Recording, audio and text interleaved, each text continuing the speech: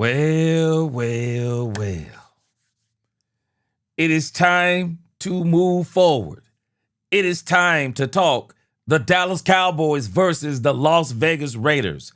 And the question is can the Cowboys channel everything that has happened during this bye week? Can they channel this and really go out against the Las Vegas Raiders and not just dedicate this game to Marshawn Kneeland, but can the Dallas Cowboys start the playoff run? Because it's either now or never. The playoff run got to start on Monday against the Raiders. Let's talk Cowboys. We're about to talk facts.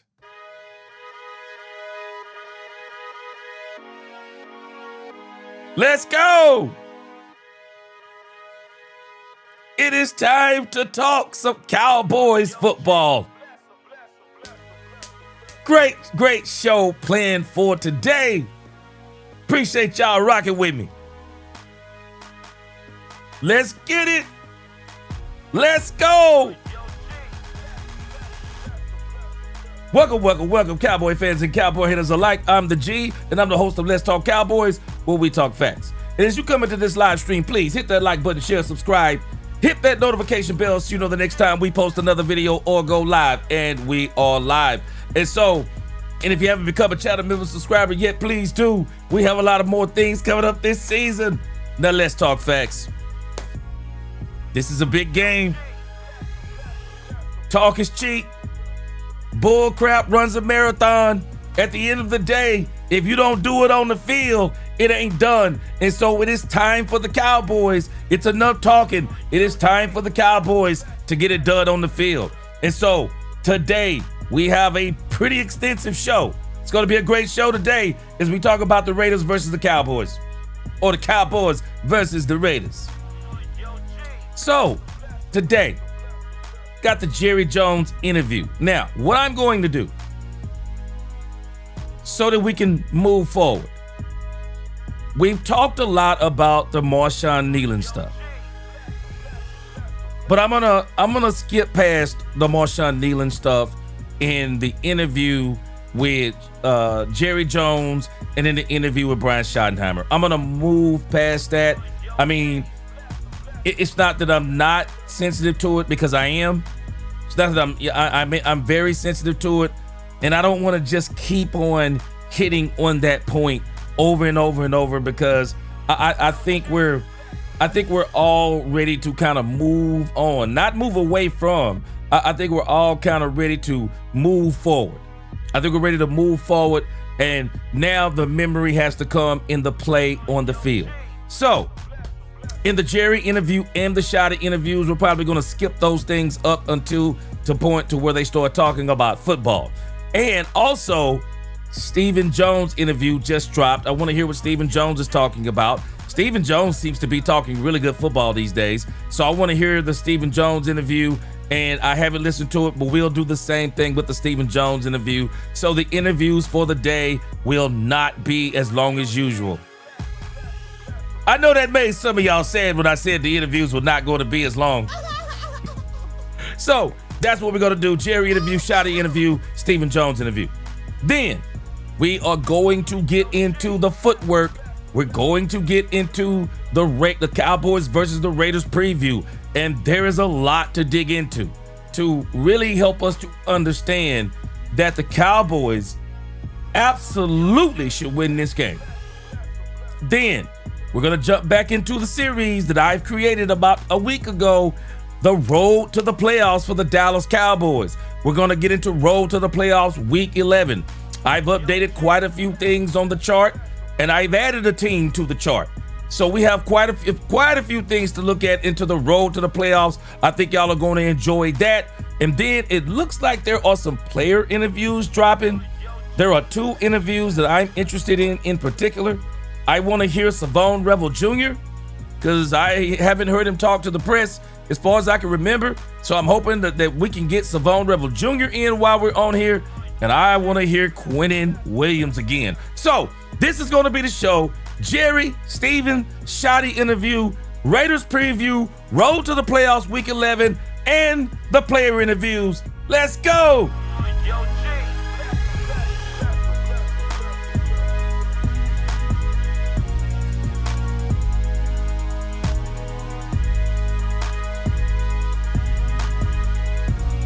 Appreciate y'all rocking with me.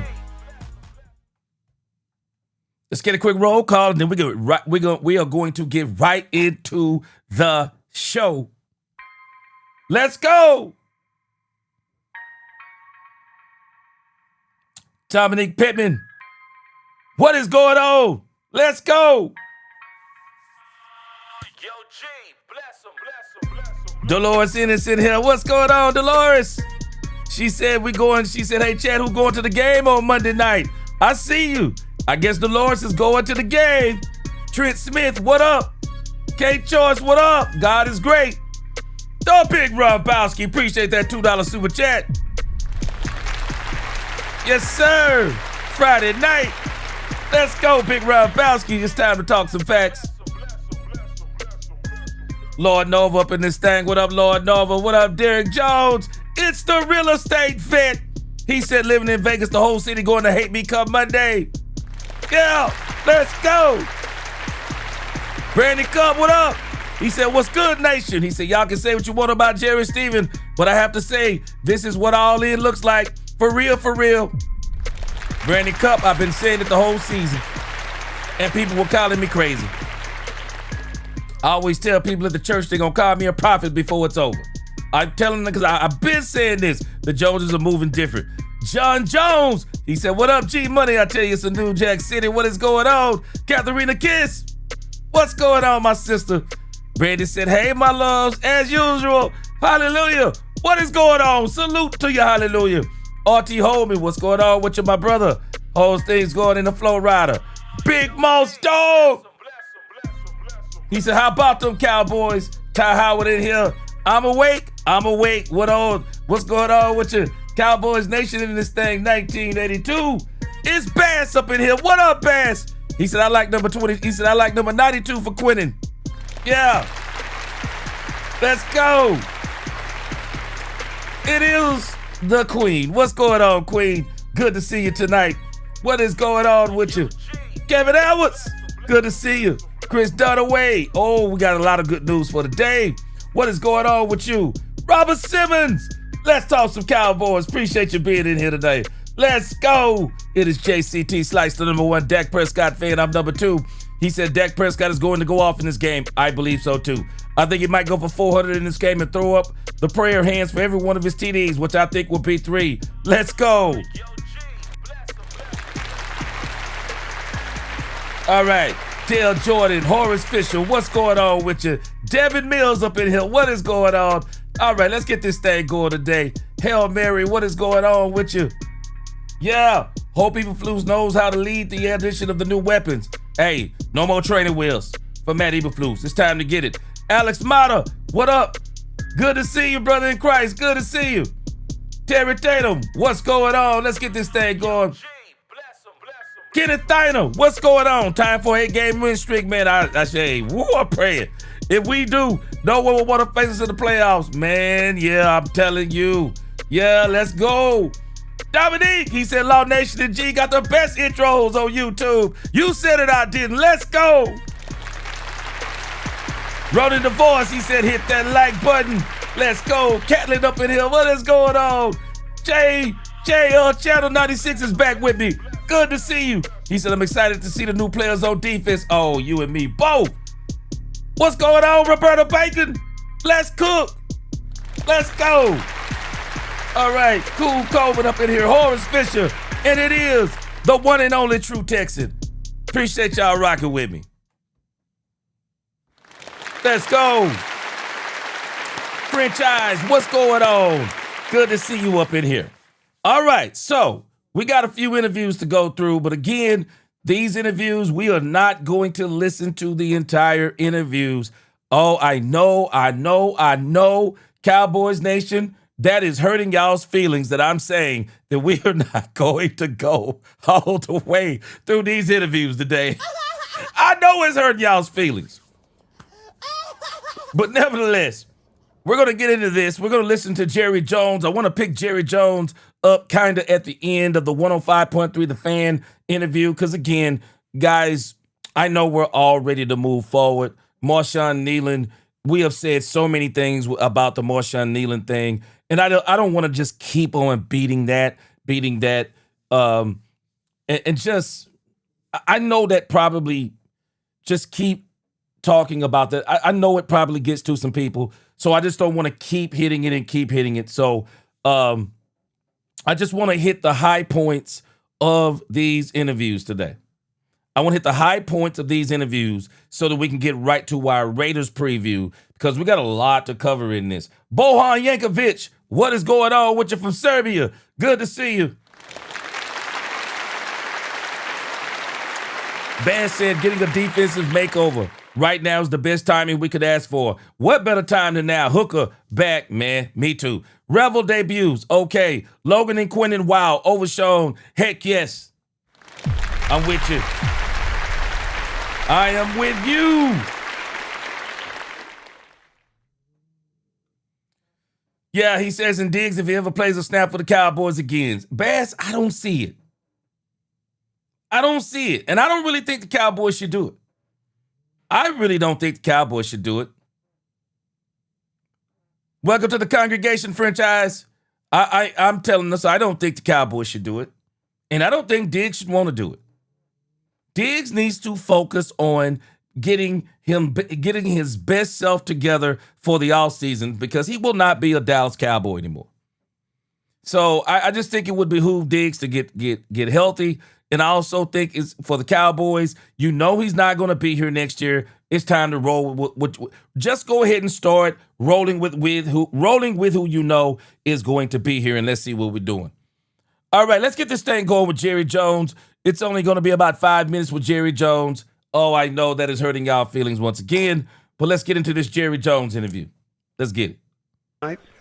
Well, I'm excited about when I really look at the impact of six really players that can interject themselves into the 25, 26, 27 players that are active in a game, because they're going in, they're at meaningful places in our defense, especially. They're at meaningful places in where we really have had some issues. So yeah, there's no question we're going to be improved. And also, do you think you have your best 5 offensive linemen in place already, or do you think that's still kind of a work in progress? Well, I think that consistency. There are times when those same people, the best 5, are outstanding together. The inconsistency as individual as well as a group jumps out at you. That's not uncommon. That's not uncommon. One of the real misplaced or appreciation is that an offensive line is a team within a team. And, boy, they've got to really be on the same page. In the case of the game today, they've got to really be on the same page with the quarterback as you're identifying what you're going to do before a ball is snapped. All of those things are there. You can have some guys playing some great snaps, and all of them have. But you can have them making mistakes at the wrong time, and that's as big a part of your ultimate success. That's what loses the ball games if you have mentals at the wrong time. Yeah. I like what Jerry's saying. I think Jerry just went the long way around of saying we don't have our best 5 offensive linemen on the field, because I'm going to be honest with us today. And I'll talk about this more a little bit later. But I think the Cowboys may have to admit that the offensive line isn't what it needs to be. I know they're trying to tear up. I think they're trying to tear Terrence Steele up. But it's not just Terrence Steele with the problem. Now, let's think about Tyler Guyton, and we're going to get right back into Jerry and listening to Jerry.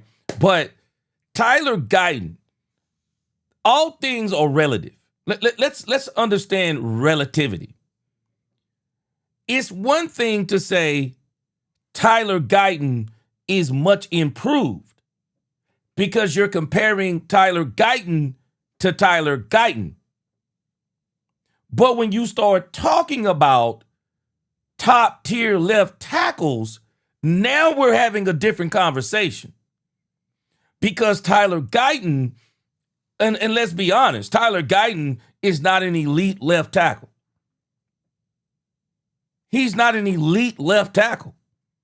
Even when the Cowboys got him, it was more of a developmental project. Okay, so if we're looking at the development, okay, I guess we could say he's developing really well. But you need a little bit more. When you talk left tackle, man, you need more than developing well. No, left tackles need to be dominant. They need to be dominant. We don't need just okay left tackle play. You need dominant left tackle play because that's the money position. That's the quarterback's blind side. A right-handed quarterback's blind side is the left side. You need that position, you got to hit on it. You have to hit on that left tackle position. And Tyler Guyton has looked better, but there are about 5 to 6 times a game to where Tyler Guyton just gets beat miserably. I mean, you'll be looking at tape and you'll be like, Tyler Guyton's looking pretty good. And then there's about 5 or 6 plays and you're like, what? Just get beat or whooped. And the bad thing is and when you're talking about a football game, someone says, oh yeah, you're going to get beat 5 or 6 times a game. It's when you get beat. It's when you get beat.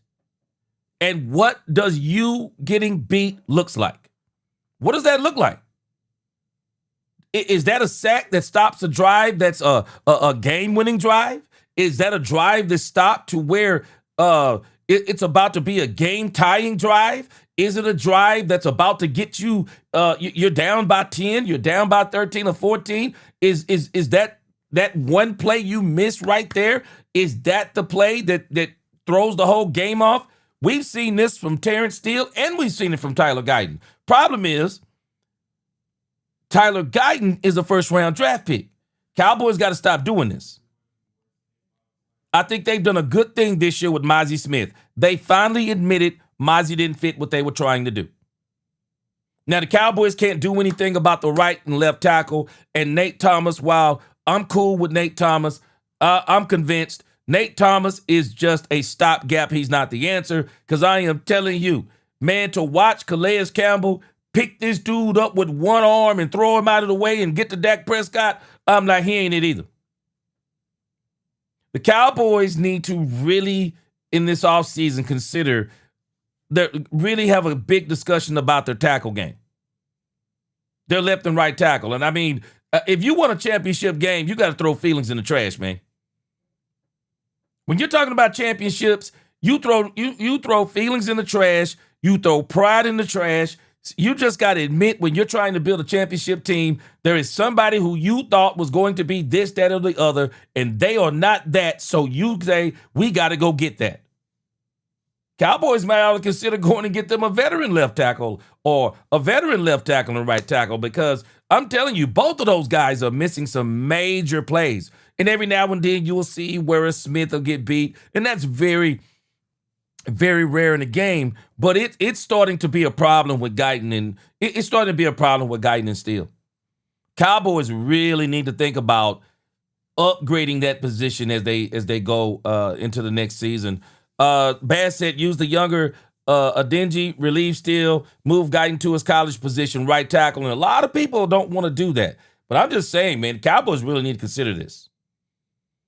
The tackle position needs some upgrading. And so when I hear Jerry talking about this position, I can tell that Jerry kind of understands that Jerry is understanding kind of where they are.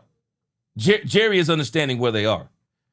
Jerry's like, yeah, I mean, there are times where they look like the best line in the league. And then there are times when they look like the worst line in the league.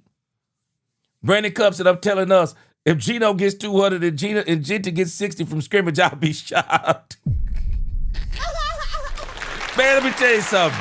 We're going to talk about that when we get into our Raiders preview. Because, man, boy, you are right about it. Hey, man, this Raiders offense looks disgustingly bad. They look bad. This offense looks bad. I mean, I got a strange feeling this week, Brandon Cup, they might make our defense look like a Super Bowl defense. Hey, I'm going to tell y'all now before we get to the Raiders preview.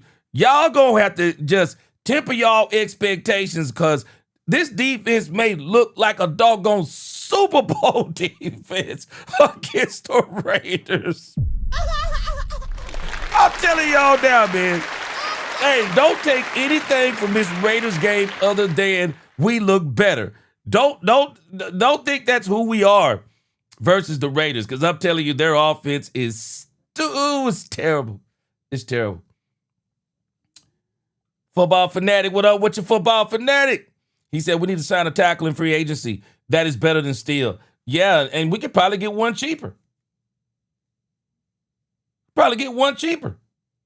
Cowboys also might need to consider bringing in a veteran left tackle to kind of push Tyler Guyton.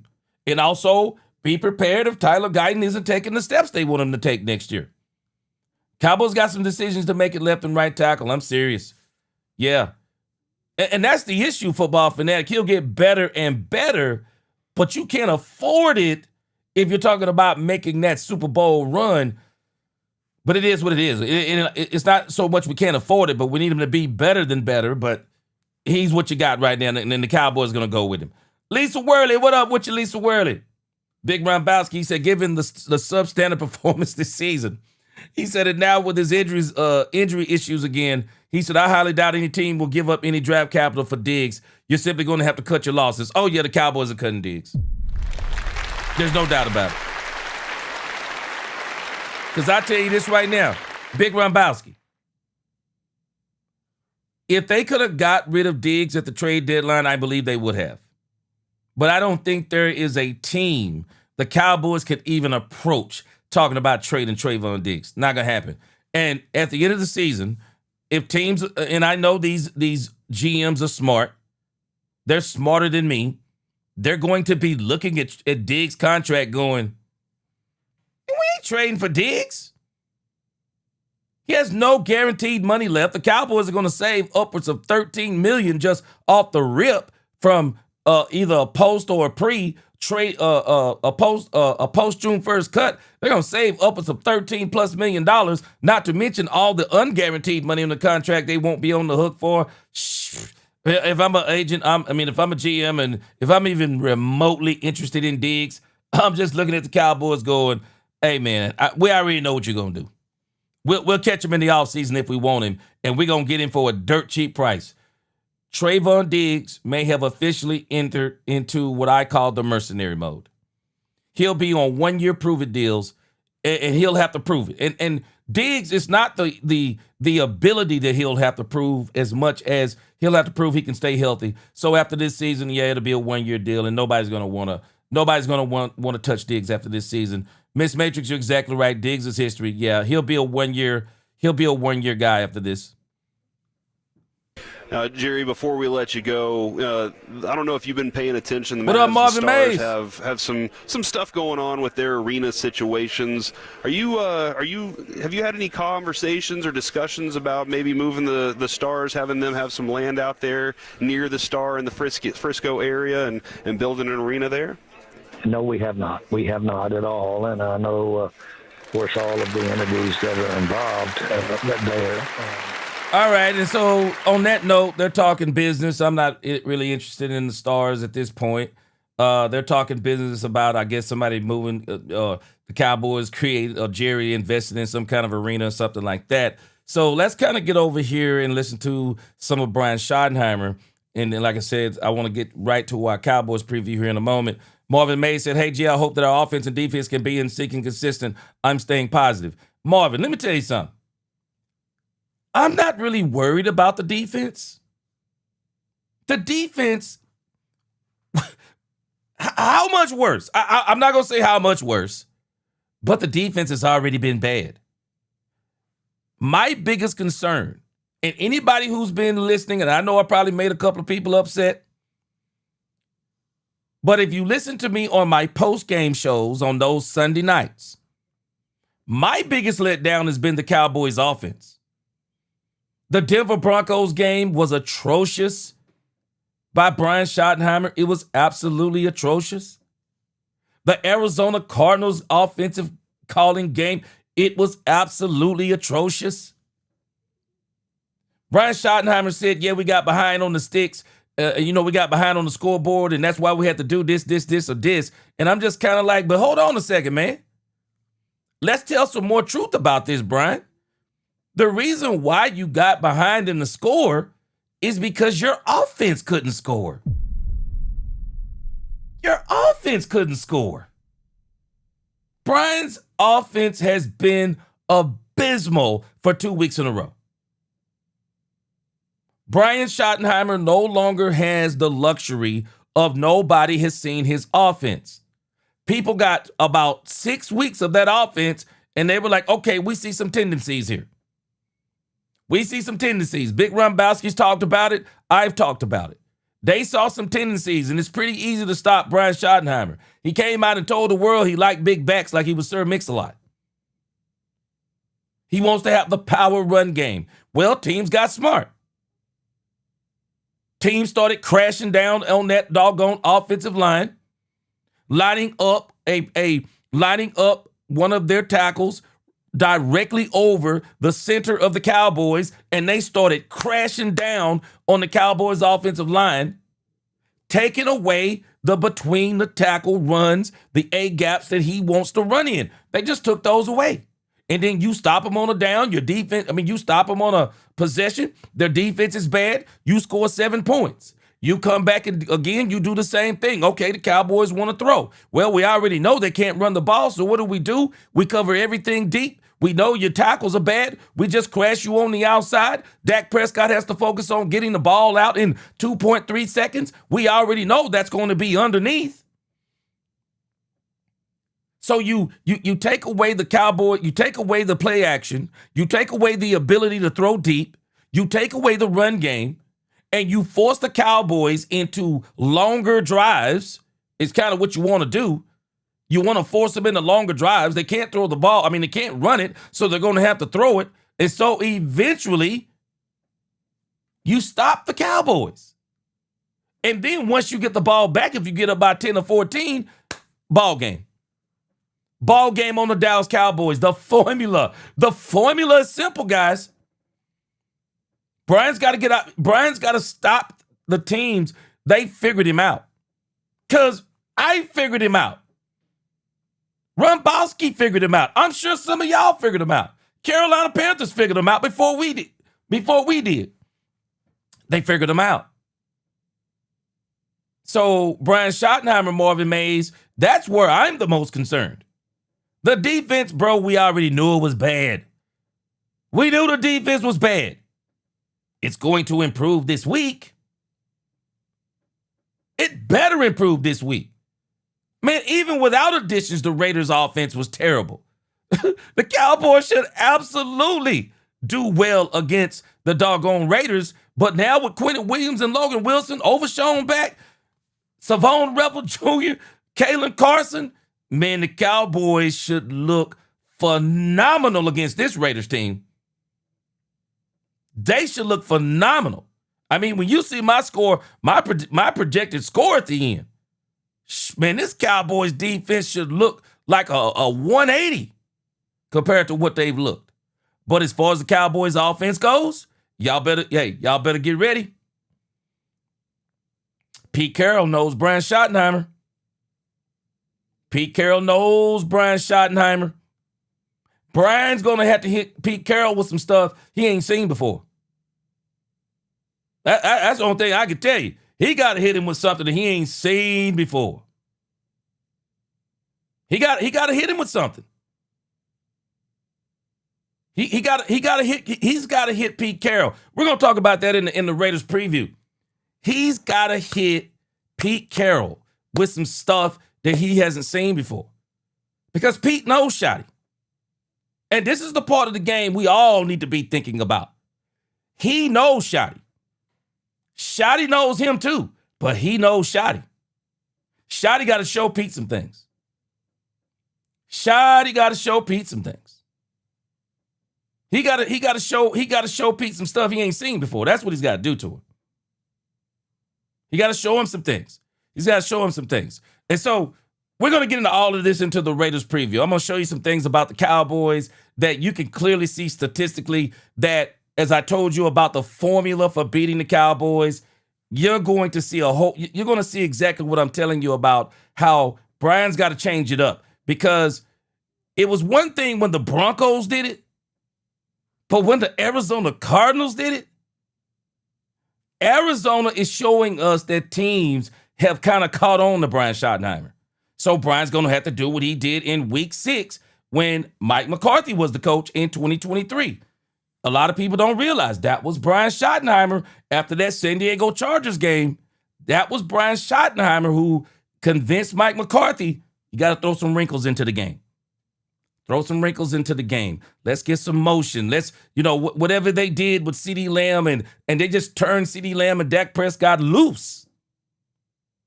Well, now Brian's got to do that for himself, because teams over the last 2 games. I mean, last time I checked, nobody's telling you Arizona Cardinals. While the Arizona Cardinals, they haven't been absolutely terrible. They've been good at points on defense, but nobody's going to tell you they're world beaters. Nobody's going to tell you they're world beaters. And, they did a number on the Seattle Seahawks. The Seattle Seahawks defense is, Brandon, let me tell you, I don't know if they're underrated, because anybody who's been watching them, they're not saying they're underrated. The Seattle Seahawks defense is absolutely fantastic, but their offense put up points on Arizona too. And I got a hard time with, I would have a hard time with somebody telling me that the Seattle Seahawks offense is better than the Cowboys when you're talking about the weapons in general. Brian has got he had the luxury of nobody not knowing. Doesn't have that luxury anymore. It's a copycat league. Once one team figures you out, the other teams, they just copy it and they start doing the same thing, rinse and repeat. All right, let's do a couple of more of these interviews. We got Brian Schottenheimer 2 times. Again, I'm going to skip past the Marshawn Kneeland stuff.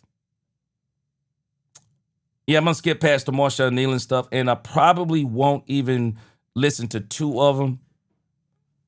We're going to catch this one on 105.3 The Fan. Usually it's 8:20 on Fridays. Today it's 7:20. And we have the head coach of the Dallas Cowboys, Brian Schottenheimer, brought to you by Black Rifle Coffee Company, the official coffee of the Dallas Cowboys. Good morning, Coach. How we doing? Good morning, guys. I need some of that Black Rock coffee this morning. I mean, you guys make me get up a little earlier than I like to on this day. But great to visit with you guys, and not surprised that Sean's not there today. I'm sure he's tired somewhere. Yeah, that's become just the norm for him. He just I think he's worried about having his football intelligence exposed, Coach, and it happens. Now, it's been, Coach, wanted to lead off with this. It's been obviously a very difficult week for the team and Cowboys fans with the passing of Marshawn Kneeland. Kind of just getting his feet wet. But I tell you what, guys, it's been great watching those 2 guys run around, and we start. But you do have some guys coming back this week, Overshown, Revel returning. What can we expect to see from them? Will they be on pitch counts? Do you think they hit the ground running? Yeah, each guy will be different. Each situation's different, guys. Obviously, Demo is a guy that's, played a lot of football, so you might see him do a little bit more than a guy like Vaughn, who's, kind of just getting his feet wet. But I tell you what, guys, it's been great watching those 2 guys run around. And, we started the practice window for Malik Hooker, who, is just a huge part of what we're trying to do on defense. So hopefully he continues to have a really good week. And I would say he's trending to play. And then, of course, there's a couple new guys that we were excited to see that we haven't really seen in Cowboy jerseys. And, of course, that's, Quinnen, who, just is an incredible young man. I love his spirit.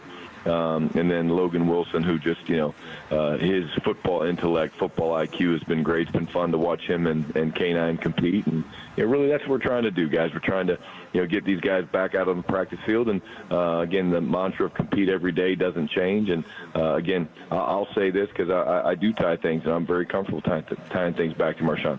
The one thing that, I want people to know about Marshawn is he truly did believe in competing every day, trying to be the best version of yourself every day. And we've got a team full of players that believe that too. Coach, I remember talking to some folks with the organization last year, and they were talking about the way that DeMarvion Overshown really attacked his rehab, and that they were like, man, a danger that can occur in those instances is you end up feeling kind of isolated from the team, and you can end up kind of hanging your head a little bit. And they said DeMarvion, last year coming back from the first knee injury, was the opposite of that. He said, no, we're going to attack this. This is like our position group, and was really optimistic. And I know we've seen that carry over to this rehab as well. In your experience with players, how crucial is that optimism and that attitude and the way you hold your head up through rehab in terms of having a successful rehab and coming back from that? Yeah, I think it's everything. I think everything in life starts with a mindset, and his mindset was, okay, Facts. I can hang my head and Facts. feel sorry for myself, and man, not me again, and all that stuff. He has never done that from one moment. His drive, his intensity, his work ethic to get back has just been truly unmatched. I mean, I'll be honest with you guys. I mean, I remember hearing him say, hey, I want to be back by Thanksgiving. And of course I wasn't doubting Demo. I never would. Because I know his character and his spirit, but I was like, man, it seems like that's going to be here soon. And here he is, more than likely beating that marker. And again, but like it's so important, with just kind of the way you think and the way you talk to yourself, and I think his self-talk has to be incredible because he's never allowed himself to go down into the rabbit hole of why me, woe is me, I can't believe I have to do this again. If anything, he's the other way. He's like, heck yeah, man, this is a chance for me to prove everybody wrong, and I'm going to beat that marker of whatever time they think I can get back by. And man, what don't you love about that? Brian Schottenheimer join us here at 105 through the Fan. All right, so it's your first bye week as a head coach. How much of a reset or an inventory, do you take about where things are as a team at the bye week, or do you not try to change too much up? No, you look at everything. I mean, we really did. What I love about it is that the week slows down and you're able to dive into the video. So there's stats galore. I mean, shoot, you guys.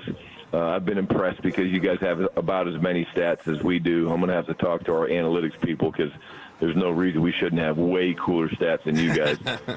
But what I love is the stats are a starting point, but you got to turn on the video. And, I think going through the video on really all three phases, offense, defense, special teams, it pointed out just very clearly the things that we're good at, the things that we need to improve, and then quite frankly, the things that we're not very good at. So it doesn't mean that you don't try to fix some of the problems. You do, of course, and I'm certainly not going to share with you guys those specifics. I'm sure Pete Carroll is up at 5:30 this morning listening to your show without Sean. But in reality, there's a number of things that we just really felt, wow, okay. All right, we are not very good at that. So how do we either make it better, and if you don't feel like you can make it better, which there are some cases of that, then you get rid of it. We didn't tell you, Sean's actually in Vegas. He's with Pete this morning. Not surprised at all. This guy, I tell you what, from the time he got my reservation screwed up at the restaurant in New York, I mean, I've known he's not a fan of mine. It's messed up.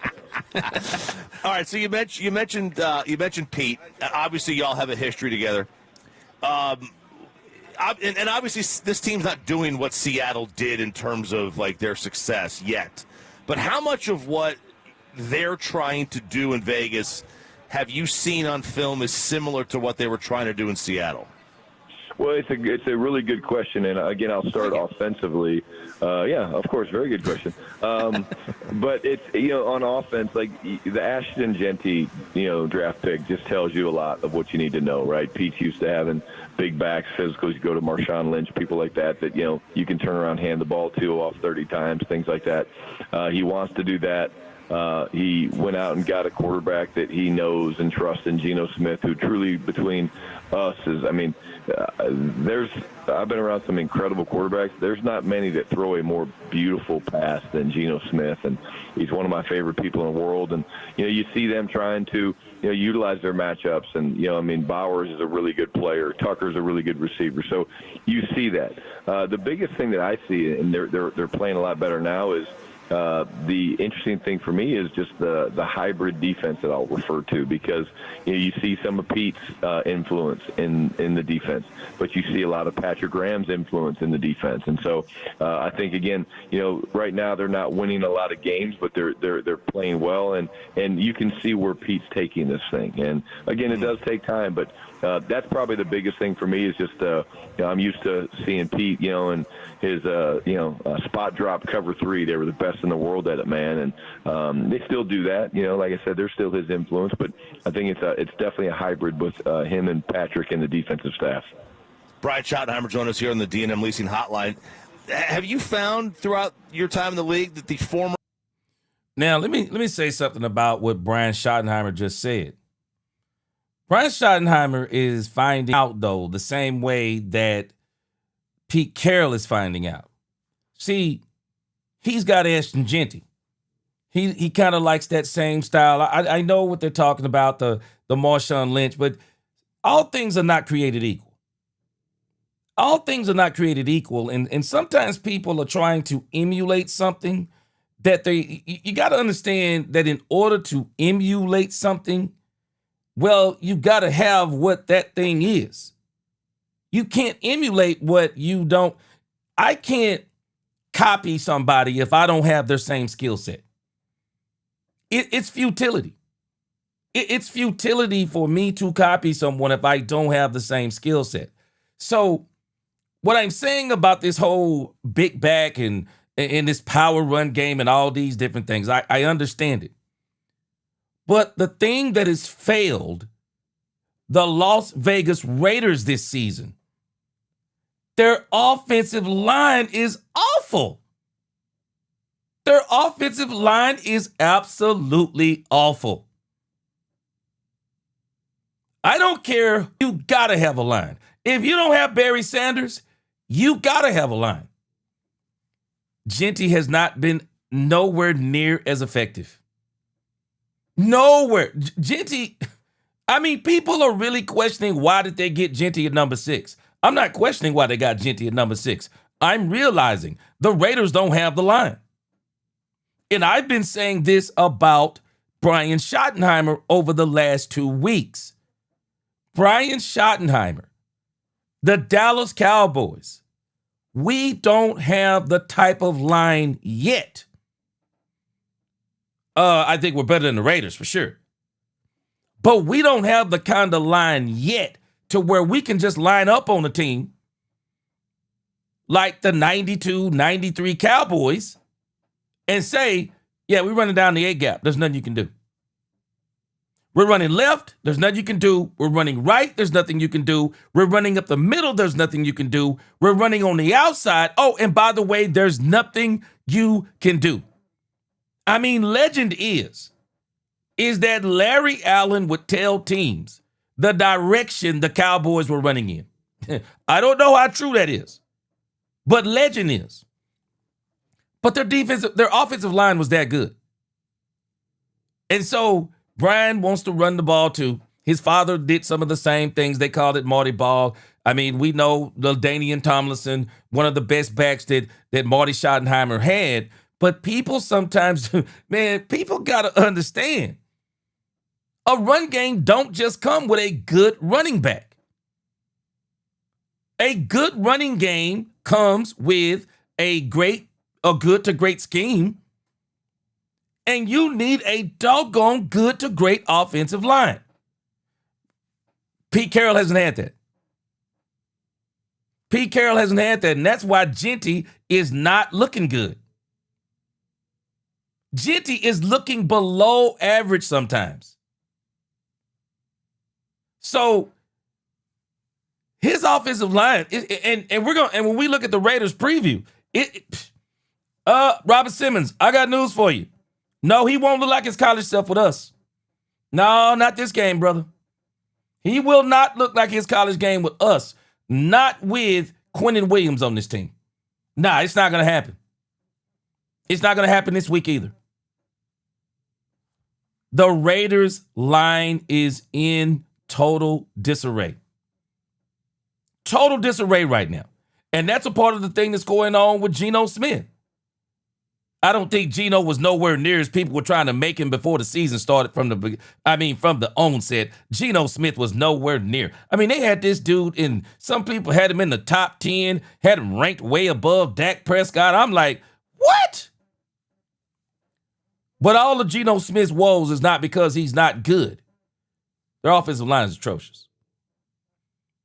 And so, again, yeah, Pete Carroll may want to do some of the things that he did in Seattle, but the Raiders are not the Seattle Seahawks of the Legion of Boom days.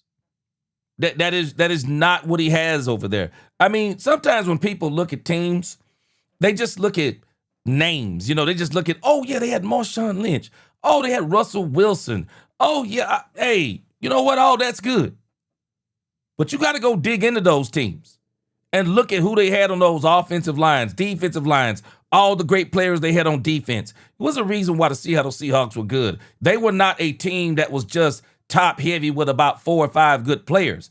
No, those Seattle teams, shoot, man, them doggone Seattle teams, those were great teams. Those were absolutely great teams. All right, let me see. I can see, I don't see anything on my end, Queen. See if you can refresh your browser real quick. I don't see anything on my end. My bars all look good as far as my signal goes. All right, let's see here. Lil D Texas, everybody's looking great against us. Don't think it'll happen this week. No, the Raiders are bad. They are. It won't happen this week. Philly D said, Dad witnessed to that era, the only team to beat Lombardi in the championship game. Yeah, it won't happen this week. Yeah, Genty is averaging more yards after he gets hit. Yeah, because they're not blocking for him at all. True Texan, he said, gee, we also had a fullback moose then, which we do not now. Yeah, facts. Brandon said, I feel we're about 5 or 6 players from a Super Bowl repeating team. Yeah, we got, I would say somewhere around that range. Yeah. I would say around that range. Somewhere around 5 to 6 players. But hey, Brandon Cup, let me tell you something. That's saying something, though. It's hard to get them 5 or 6 players. Because we learned something this past offseason, didn't we? You can bring in 12 players, and only 3 of them may be good. Robert Simmons, appreciate that super chat. He's oh no, Jay, I was talking about if he was playing. Oh, yeah, I appreciate Robert Simmons. Oh yeah. Hey, if he was on the Cowboys, if this is what you're saying, boy, if he was on the Cowboys, he'd be running his butt off. They've done some things over here in Dallas as far as the blocking schemes with Connor Riley, Clayton Adams. They've done some things, but the problem is teams have caught on to what Brian is doing. So Brian's going to have to change it up a little bit. And again, we're going to talk about that more.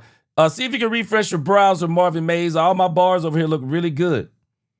I'm checking everything now. Everything's looking really good. So, yeah,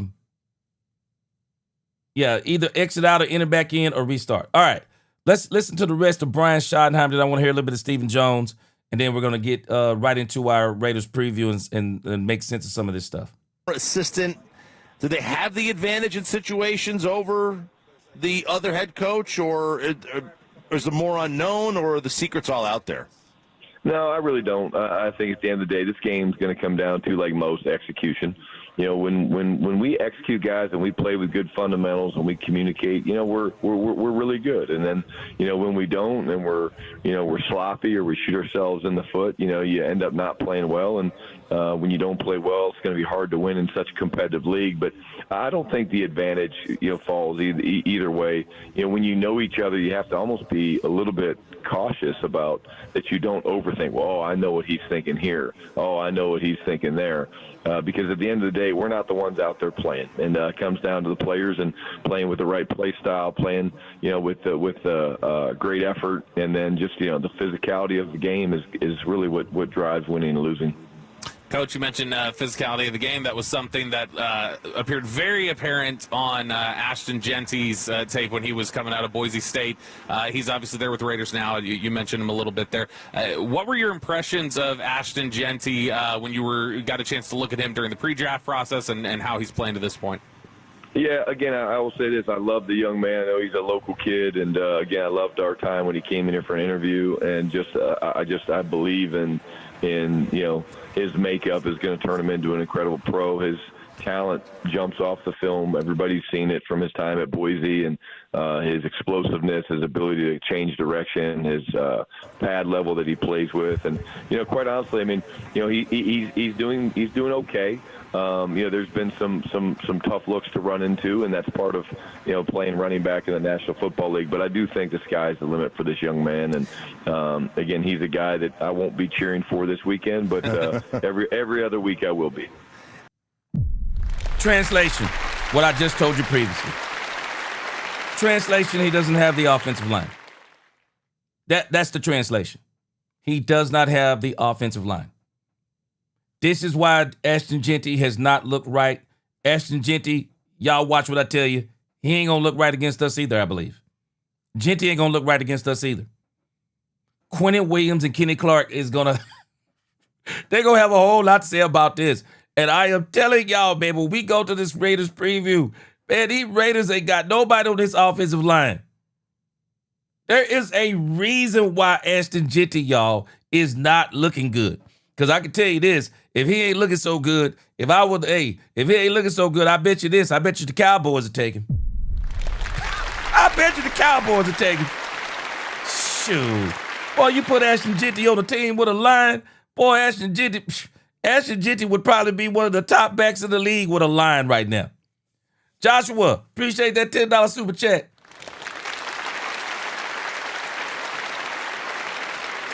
Joshua, he said, I'm tired of ESPN and Sports Center calling the Dallas Cowboys a brand. We're not a brand.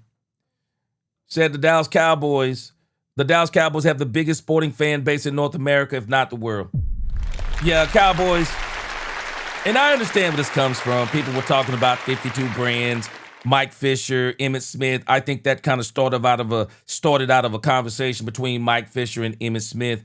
But in the grand scheme of things, I mean, the Cowboys are the most recognizable brand in the world. They are the most, the most valuable sports franchise in the world. We understand all those things.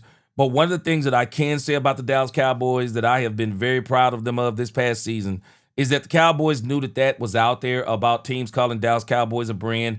And Brian Schottenheimer has went a long way towards getting that whole Dallas Cowboy is a brand type of thing. He's went a long way towards getting that out of here. And you can tell that this team, the only thing this team is focused on right now is football, and that's all it's been focused on. So, yeah, that kind of came out of a conversation, and now the world has ran with it. But I agree with you. The Cowboys are not a brand. I mean, even though the Cowboys are 3-5-1, the one thing that I can say about Brian Schottenheimer is Brian Schottenheimer is finally getting this team back to being a team like it was during the Jimmy Johnson era. And I can truly see a lot of the things that he's done. Has he done it all? He's got a way to go. Got some more players to get. But I believe that they're going to go towards getting those players. And I think they're going to do it. USMC, he said, appreciate that super chat. What's going on, USMC? Salute.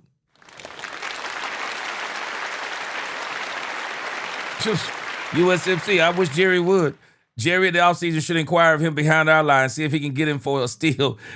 Jerry had good relationship with the Raiders. Man, let me tell you something. I wish Jerry could get Ashton Jeanty.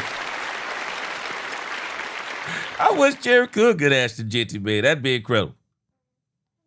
What did you make of his, they called it the Michael Myers stance, where he was standing like straight up in the backfield, not in a crouch? He's still doing it. I don't know if you noticed that or you heard about that. What did you make of all that? It just, it worked for him. He's still doing it. Something I haven't seen. I know exactly what you're talking about. But it's a little bit like a quarterback's throwing motion, man. Like if when Phillip Rivers threw the ball as uniquely as he did, as the quarterback coach of the Chargers, I wasn't about to change a guy's throwing motion that threw for 30,000 yards or whatever he did in college and high school, whatever that was. But the same type of thing, man. It was unique and different, but it certainly did not stop his effectiveness. Yeah, Jeanty is doing it. He's back to doing it again. At least in the game we saw, what was this? this putrid game we saw, was that a Monday night game? He was doing the stand-up. So he's back to doing it again. So it doesn't make a difference either way. But yeah, he's back to, I guess they call it the Michael Myers thing. I never even heard that before. What's going on, Metro Boom? Yeah, Cowboys trying to power up. Coach, we were on the DallasCowboys.com website. We had a chance to talk to Leighton Vander Esch 2 weeks ago, and he had done a sit-down with us and talked about the acquisition of Logan Wilson and DeMarvin Overshown coming back, and he kept underlining that, man, the way Logan Wilson is a football IQ, and the way, Demo is a football IQ, like, you have no idea how big a boost that is to a defense when you get that at linebacker. You get to insert that right away at linebacker. How much can you rely on those guys to kind of be key cogs in your communication when Logan Wilson is just getting here to the organization and DeMarvin Overshown is just coming back to the football field? Well, I think, Leighton's a guy that clearly understands how difficult it is to play linebacker, and he understands even more so how difficult it is to play linebacker in this era of football with cut splits, motion shifts, cross the ball, jet actions, and things like that. But again, in reality, both those guys do have incredible instincts, but it is unique for Demo because, again, let's be honest, he hasn't been practicing for a while. And so it's getting his eyes working correctly again. It's getting him to fit the right gaps. And the incredible thing about Demo is sometimes if he's a little slow to go or if he starts into the wrong gap, his athleticism and play style makes up for it, man. He still finds his way to the ball. And then, of course, we're still learning Logan, but again, football instincts and ability to communicate definitely jump off the film. And in my one exposure to him yesterday at practice, you can definitely see a guy that's quick to dissect things, and that definitely helps. Now, we're going to talk about this as we get to the Raiders preview. But you are about to see the Matt Eberflus system start to come to fruition. The Matt Eberflus system is about to come to fruition. I don't know how it's going to look, but we're going to get back to the Matt Eberflus system. And the Matt Eberflus system will be 4 down linemen dropping 7. Because Logan Wilson is going to change the way, and don't get me wrong, Quinnen Williams is the most important piece Jerry has gotten on defense so far. He's the most important piece because Quinnen Williams is an absolute elite level defensive tackle. He isn't great. He's elite. He's the type of tackle that makes everybody next to him better. Whoever lines up next to him, they are going to eat. The defensive end is going to eat and the other tackle is going to eat because that is the type of player that he is. But I'm telling y'all about Logan Wilson.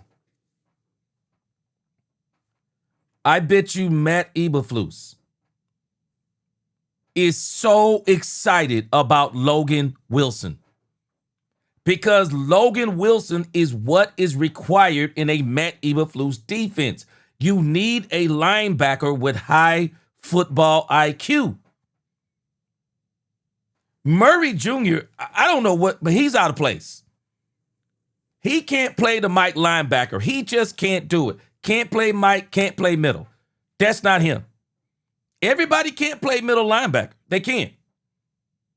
Logan Wilson, a lot of experience, seen a lot of things. Logan Wilson is just going to be different. You're going to see Matt Eberflus's defense is just going to look different. I said this before the season started. Matt Eberflus's defense requires super studs. Well, the Cowboys have went and got him a couple of super studs. They went and got him Quinnen Williams. They went and got him Kenny Clark. Donovan Ezeraku is coming into his own. Jadeveon Clowney is waking up. Now they went and got him Logan Wilson. Damarion Overshown is coming back. The only place where I'm apprehensive is in the secondary. Kyrie Elam can move back to the slot. That'll be fine, but you still got issues outside. Savon Revel Jr., I think he's going to help. And then we'll see. Kalen Carson looked really good.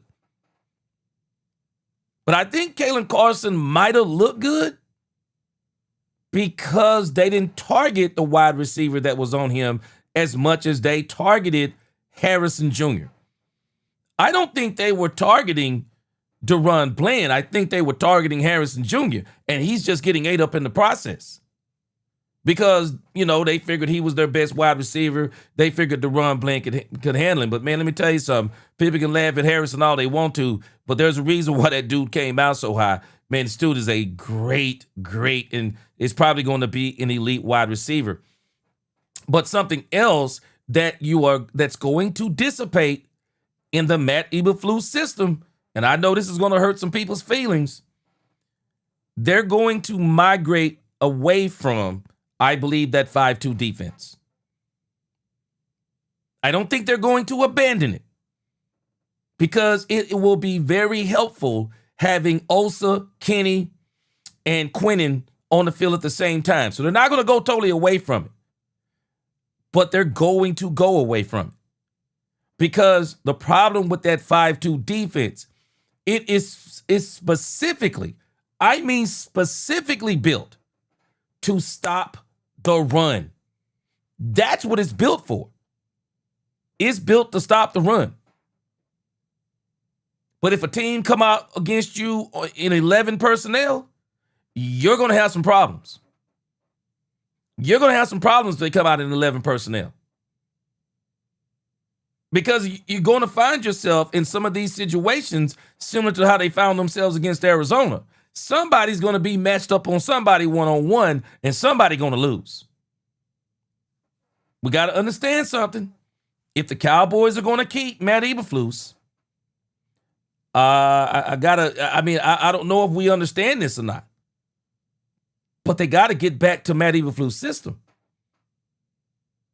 The 5-2, the 5-down lineman is, unless they show us something different, that's a temporary fix. That's a temporary fix. That's a fix for the fact the Cowboys couldn't stop the run with 4-down linemen. So they went to 5-down linemen. And I think that is still going to help depending upon the down and the distance. But the Cowboys can't predominantly line up. I'm just telling us it's not realistic. They can't predominantly line up in 5-2. They can't predominantly do it. Because the only thing a team will do then they'll start just throwing the rock all over the place. And that formation becomes a problem unless you try to migrate that system into a quote-unquote 3-4, but you're still going to have problems because that means that the two outside guys would be linebackers, and you still don't want to trust any of our linebackers. You don't want to trust them. You don't want to trust the other two because you know you're going to have Overshown. You know you're going to have Overshown and Logan Wilson kind of right there as the two in the middle. So who would be the two outside linebackers that you're going to trust? Sanborn and Murray? Ain't no way. Ain't no way. They would get 8 up in coverage. Ain't no way. So at some point, this defense is going to have to migrate back to a rush 4, drop 7. I think it was Brian Schottenheimer. I listened to him talk a little bit. I think it was today. And Brian is already starting to allude to, yeah, we're going to still do some 5 stuff, but we're also going to do some 4 stuff. You almost have to. You cannot live off of a 5-man front. You can't live off of it. USMC, he says, G, right there. He says what they said, Michael Myers. Can you imagine how Jerry can make a buck off Jenny Michael Myers' Money in the Bank? Oh, no doubt. Oh, yeah, Genty would have been great in Dallas, man. Timothy Govan, appreciate that super chat. Yeah, G, Coach Shotty me stop coaching passive and be more aggressive attacking the secondary with 4 and 5 receiver sets. Yeah, he has not done some of those things, and I'm a little bit surprised. I mean, he hasn't done a lot of things, Govan. We're going to talk about it when we get to the Raiders preview. I mean, we haven't seen any deep outs. We haven't seen the deep crosses. We haven't seen a lot of the goal routes. I mean, we haven't seen a lot of those things, but I think one of the reasons why we haven't seen some of those things is that, again, teams are taking that away from Brian Schottenheimer. Because once you take the run, because Brian is going to go, because the defense can't hold water. So once you give a team about 3 drives on us, and we may stop them on 1 drive, but we don't stop them on 2, and then you get down by 10 or you get down by 14, well, the run game, Brian Schottenheimer's pretty much done with it because now he knows you got to throw us back. You got to find a way to throw us back into the game. But then when you try to throw us back into the game, teams just pin their ears back, take away everything deep. Dak has to go underneath. Dak has to go quick, and then it's the ball game. I'm just telling us it's a very simple formula. Brian's going to have to be a lot more clever. It just is what it is. That's what you get paid for. Joshua, again, he said, I hope the boys, appreciate that super chat.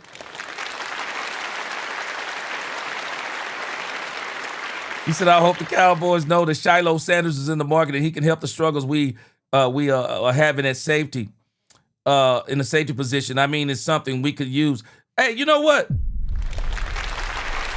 Joshua, I'm actually surprised. I thought the Cowboys were going to draft him. Or at least get him as an undrafted free agent. I'm surprised. I'm actually surprised that Jerry hasn't got him already. I'm really surprised. I'm surprised he hadn't put him on the practice squad. I'm telling you, I'm really surprised because I know Jerry loves Deion Sanders. I'm absolutely shocked. All right, let's listen to this final thing on Brian Schottenheimer, and then we're going to listen to a little bit of Steve, and then we'll be into our Raiders preview. Do you have a restaurant picked out in Vegas? Do you have a go-to? All right. So we're going to move on. No time today for a lot of the fat. I want to knock these interviews out because I want to get to our Cowboys preview, and then I want to get to the road to the playoffs in Week 11. So no time for that. All right. So let's roll on over here to Stephen Jones. I know y'all are sad that we're not listening to the entire interviews of these of Brian and Jerry. I know that's hurting y'all's feelings. All right. Let's roll over here and check out Stephen Jones. It's only 11 minutes, and again, we'll skip past any of the Marshawn Kneeland stuff, and we'll just get to the pure football stuff. How you doing, man? How'd the bye week treat you? Yeah, it was, as you know, we had some real challenges and things that put everything into perspective, and certainly, but I'm sure our team will be resilient, and I think our head coach said it best. We're not ever going to move on from that, but we'll move forward. Yeah, that was a terrific line, and you got to love how Shoddy has, the ability to put his arms around a situation and provide some comfort or wisdom, or how would you describe it?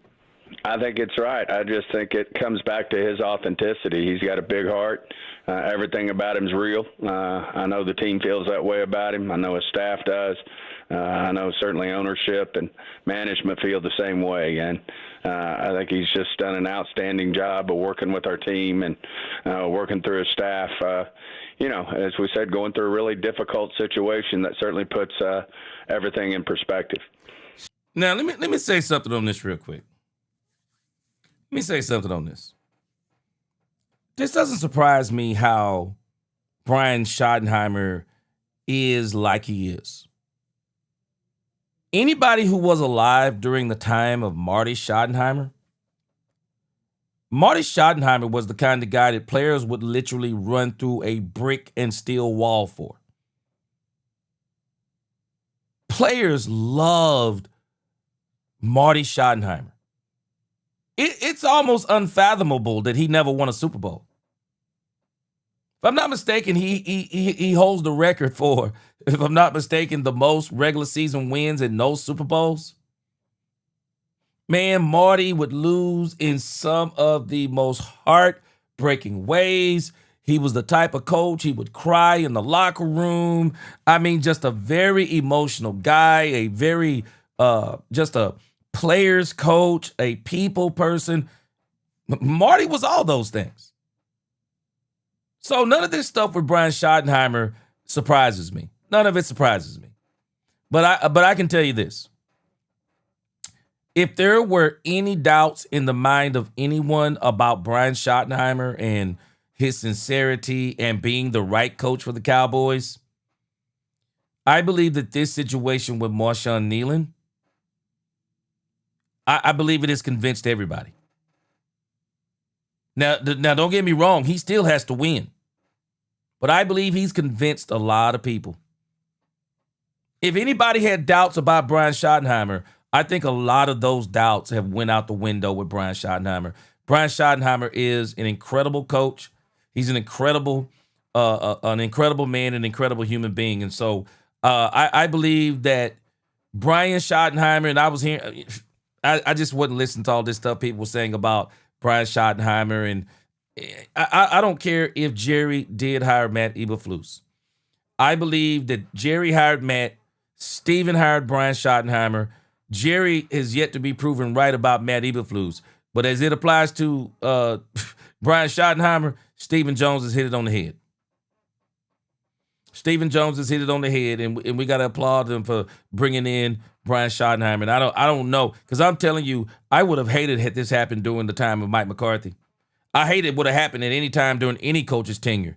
But I'm just saying, Brian started building something. And I find it to be so ironic that Brian started building something from the moment he became the coach, that when you look back in hindsight is 2020, he built something that would be able to withstand what the Cowboys have just endured.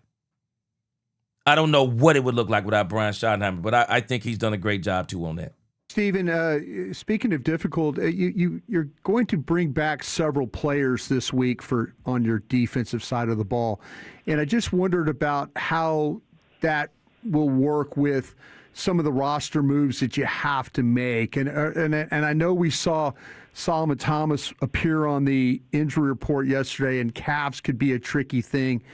Are we looking at some IR stints here with some guys? How are you guys going to try and get some of these guys onto the roster this week?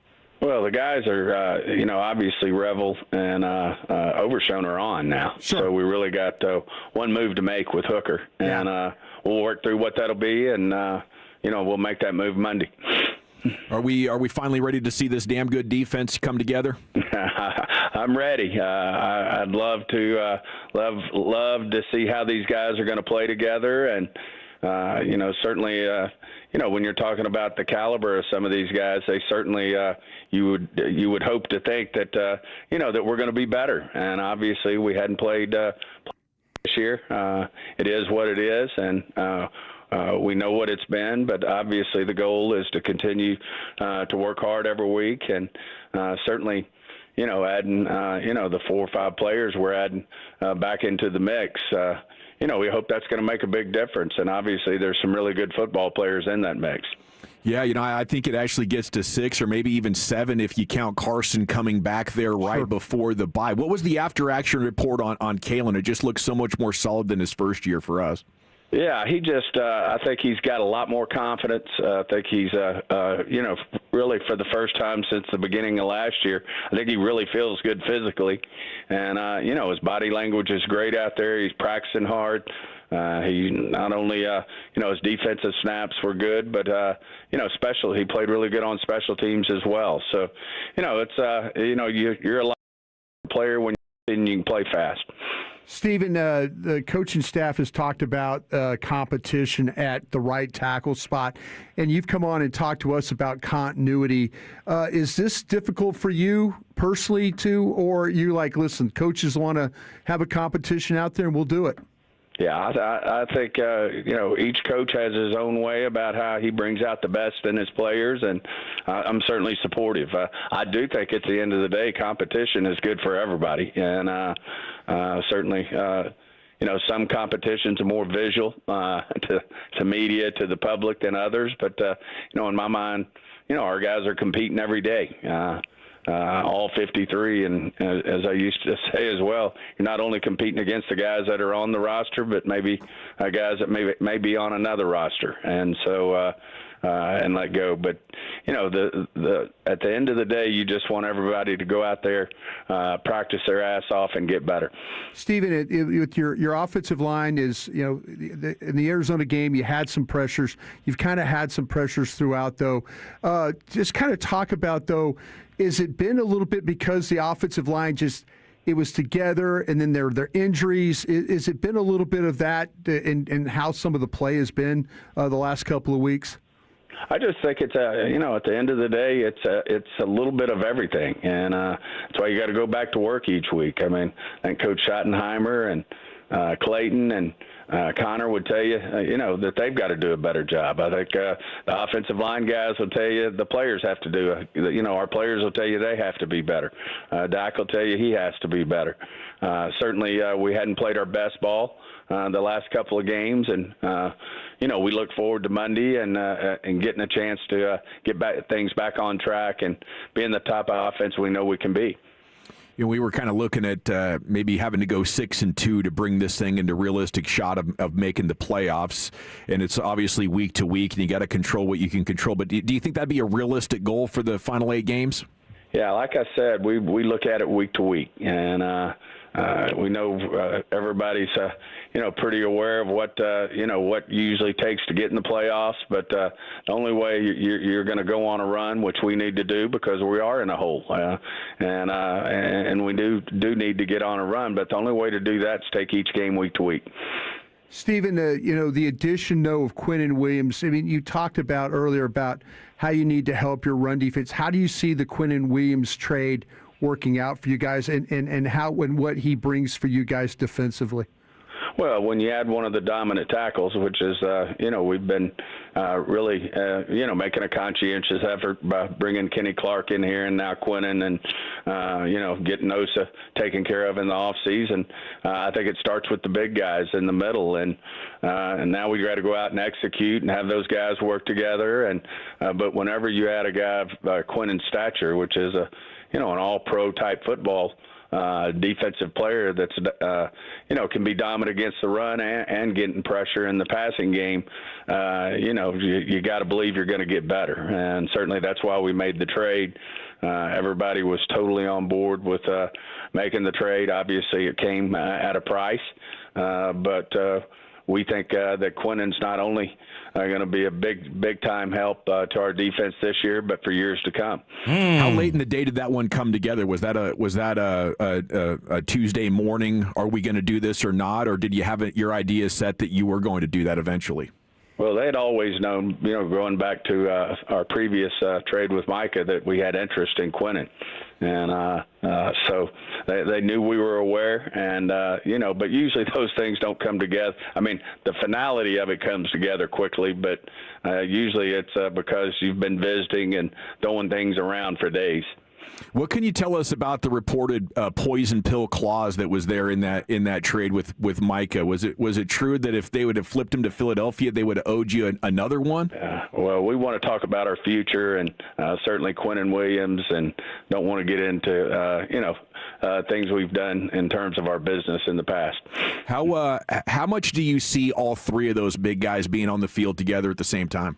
I think you're going to see it quite a bit. As you saw in the last game, we thought we played better defensively and made improvements. And, we ran a lot of five-man fronts. And certainly when you look at a five-man front that's got those three guys in the middle there, you got a chance to do some exciting things. And, we've got some good young end coming along fast in 41, Easy or Dono. I don't ever try to say his name, but at the end of the day, he's coming along, and we got, a lot of other guys there that can help with the pressure. So I do think you're going to see all three of these guys on the field quite a bit. Stephen, with Ravel, coming back to the, and you mentioned being on the roster and stuff and practice and all that. I thought he was one of the best corners in the draft when I watched. Now, let me say this before we finish with this. Now, this game, you can do this. Every game has got to be different. This game, you can do this because it's probably conducive to a five-man front because Gino hasn't been playing well. Their offensive line is awful. So this should absolutely work this week against a team like the Raiders. But people may not realize now we got a whole lot better talent level now with Quinnen Williams, Logan Wilson on the team, and that is going to help. But let me share something with you real quick.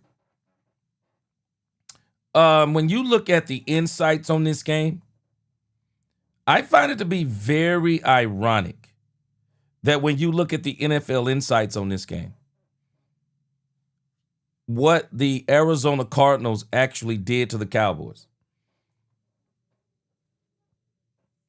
I hope you can see this. This is the insights on what the Cardinals did to the Cowboys. Let me tell you, they scouted the Cowboys pretty well. It says the Cardinals ran play action on 56.8% of dropbacks against the Cowboys, the highest rate by any team in a game this season. Interesting.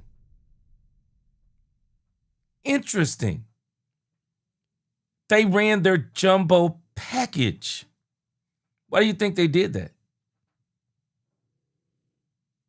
Because they want to match up against that five-man front.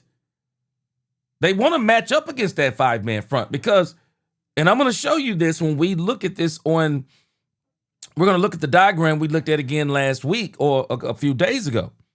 The five-man front, yes, it's good. But we still got to be very careful because that five-man front is going to put some of the Dallas Cowboy players. That is going to put, in particular, that'll put some of these guys on the outside. It's going to force them into one-on-ones. And we saw what happened last week because look at what it says here. It says Jacoby Brissett completed 10 of 16 play action passes for 141 yards and a touchdown. They also used jumbo personnel on 23 of the 65 plays, 35.4%, and the second highest usage rate of jumbo in any game in 2025, scoring 2 of their 3 touchdowns from such groupings.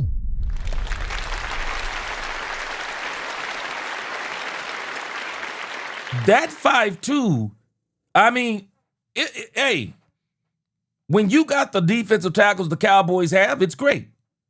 But you got to understand you're taking some chances because that's one less guy in coverage.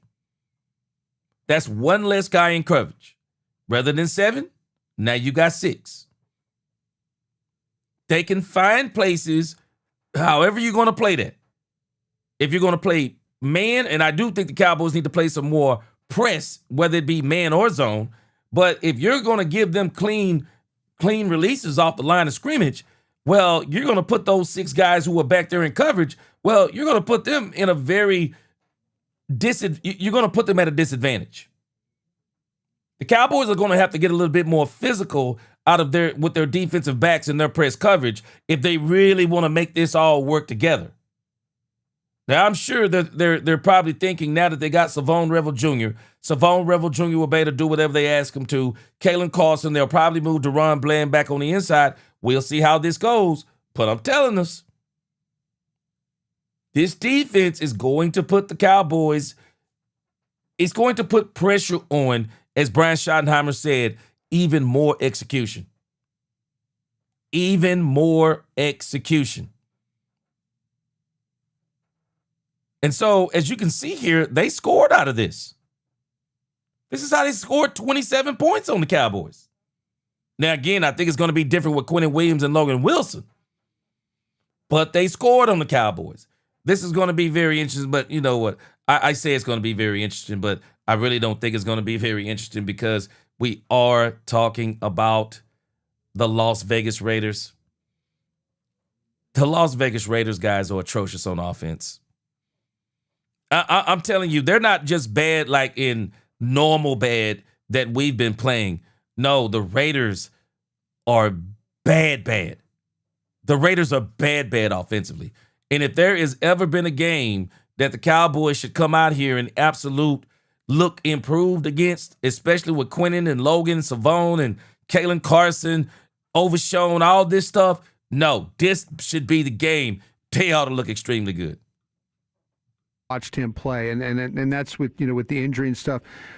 How do you feel about him, the rehab, all that stuff? And I know there's going to be some things of him having to work back in, but just your thoughts from a scouting perspective of him when you selected him. Yeah, I mean, we obviously agree with you. We thought he was one of the better corners in the draft. I think he may have been had some of the best skills of anybody, and but certainly didn't play at a Power 5 type conference or that type of thing. But the biggest thing is he hadn't played football in almost a year, and he's just been really diligent in his rehab process. Britt Brown would tell you he's one of the best he's had, being a young guy. And I know he's excited, but he hadn't gotten to, play any football other than the practices we've had over the last 3 weeks. So, right now it looks like he's going to get his feet wet and should be active, and we'll bring him along and fired up about what his future looks like. Then just league-wide, I was curious with. I'm going to give you some more insights from this game, from the last game. Just kind of based on this 5-2 stuff again. And I think it is great because I talked about it last week. I was like really wondering who I did was because it really helped the Cowboys out. But understand this too. That defense also is vulnerable. That defense is also very vulnerable. It puts a lot of pressure on it puts a lot of pressure on your cornerbacks. It puts a lot of pressure on your safeties and your linebackers. I'm going to show you a couple other things on here about how the Arizona Cardinals, and again, I keep prefacing this with our talent level on defense stepped up exponentially during the break during our bye week. But again, I'm just going to show you some more of how the Cardinals, of course, they knew what the Cowboys were doing and how they made adjustments and were able to counter the Cowboys, and that's how they scored 27 points on us. The NBA and MLB stories from the last couple of weeks. To what extent is the NFL concerned with the sports betting scandals popping up in other sports teams?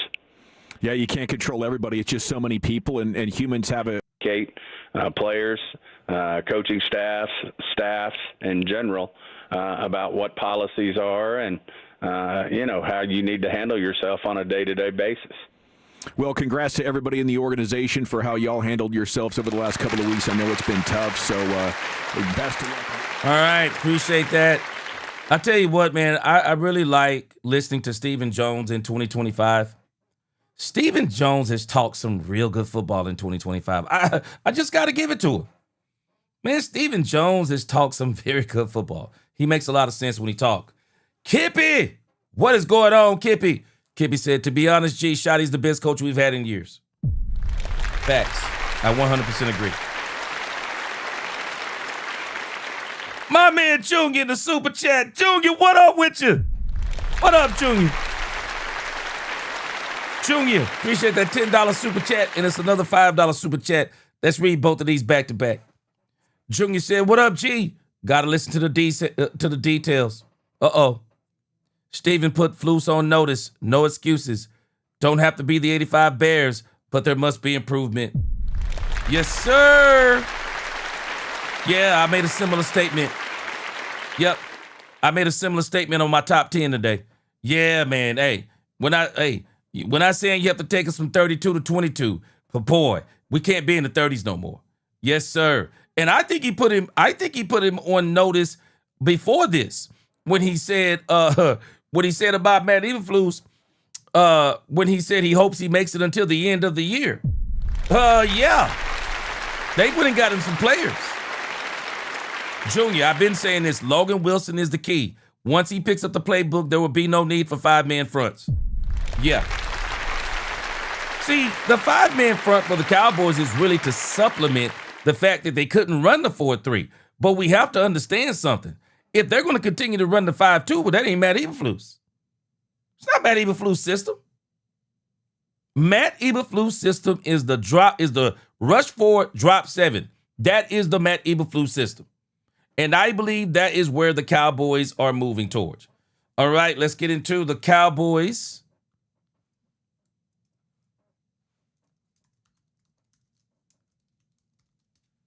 All right, let's get into the Cowboys preview. And before we get into the Cowboys preview, let me just show you a couple of other interesting things that the Arizona Cardinals were able to do against the Dallas Cowboys, and even some things the Cowboys were able to do against the Arizona Cardinals. So let me show you something else over here. Man, a lot of people don't realize something about the Cowboys. The Cowboys have been very good at getting pressure on the quarterback. Where they have lacked is getting the quarterback down. But they've done a really good job of getting to the quarterback. It says the Cowboys pass rush has generated a 36.15% pressure rate, the 11th highest in the NFL. When they blitz 25.5% of the opponent's dropbacks, they have been especially effective, generating 48.1% of the time, 7th highest. I mean, a lot of people were saying without Michael Parsons, we couldn't get pressure. We have. But I've been saying this, and some other people are starting to adopt this. Quarterback pressure is overrated. I'm not saying that quarterback pressure isn't important. It's overrated. It's an incomplete stat. What I want to know is, what is the result of the pressure? That's what I want to know. Tell me, how did the pressure turn out? If you get pressure on Dak Prescott, well, tell me, how did it turn out? Did Dak Prescott step up in the pocket and complete a 16-yard pass? Did Dak Prescott avoid that sack and throw a 45-yard bomb down the right side? I want to know what is the result of the pressure, because we'll use this pressure rate number to sometimes make excuses for, I know we didn't get the sack, but we got the pressure. So we're still doing this, that, and the other. But at the end of the day, what is the result? What's the result of the pressure? Did it change the game? Was it a pressure that resulted into a strip sack fumble? Was it a forced interception? Was it a fumble by the running back? I mean, what transpired? A bad handoff?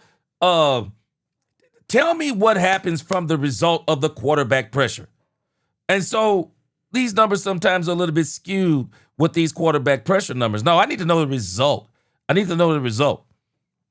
It says, look, however, the Cowboys do not have a single defensive back or a ball or off-ball linebacker who has produced more than 5 pressures. Instead, their pressure leader on blitzes is Donovan Ezeraku, whose 26.5% pressure rate on blitzes is the second highest of any defensive lineman with 10-plus blitzes. The Cardinals have faced the lowest blitz rate in the NFL and have allowed the 8th highest pressure rate on blitz rates. So sometimes things can get skewed depending upon the team that you're playing against. And so as we get ready to get into this, let me show you something else that I thought was very, very interesting too when you start looking at some of this stuff. Let me show you something else that I believe that the Cardinals did to be able to circumvent some of the things the Cowboys were doing with the 5-man front. Here's something the Arizona Cardinals did. Not sure the Raiders are going to be able to do this. The Raiders, I'm telling you, man, they're pretty bad. But this is what the Cardinals were able to do. The Cardinals have rushed outside the tackles on 59.2% of their designed carries, the 6th highest rate in the NFL, including 64.3% in weeks 5 through 7, with Bourne Wright and Michael Carter leading in the backfield. And so in that span, the pair has combined for 136 yards and 2 touchdowns on 40 outside runs compared to 62 on 1 TD and 23 runs between the tackles. The Cowboys have allowed 5.7 yards per carry on design runs outside the tackles compared to 4.4 on inside runs.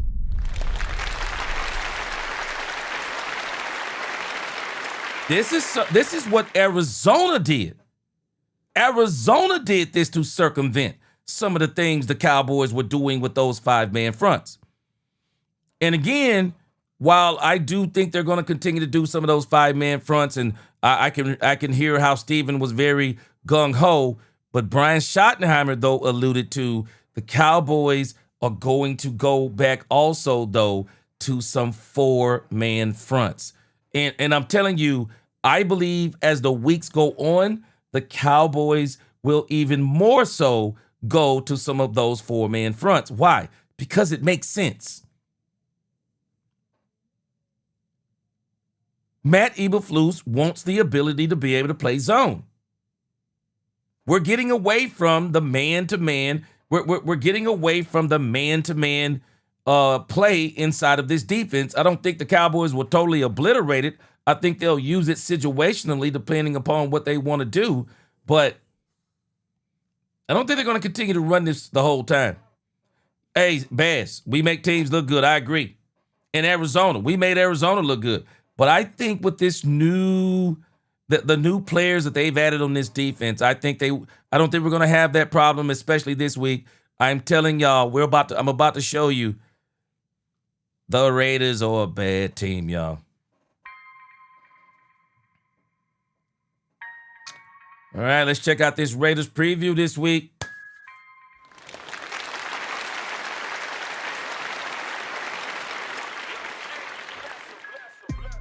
Cowboys versus Raiders, week 11. We have got some huge storylines. Hold on a second. Philly D just broke news.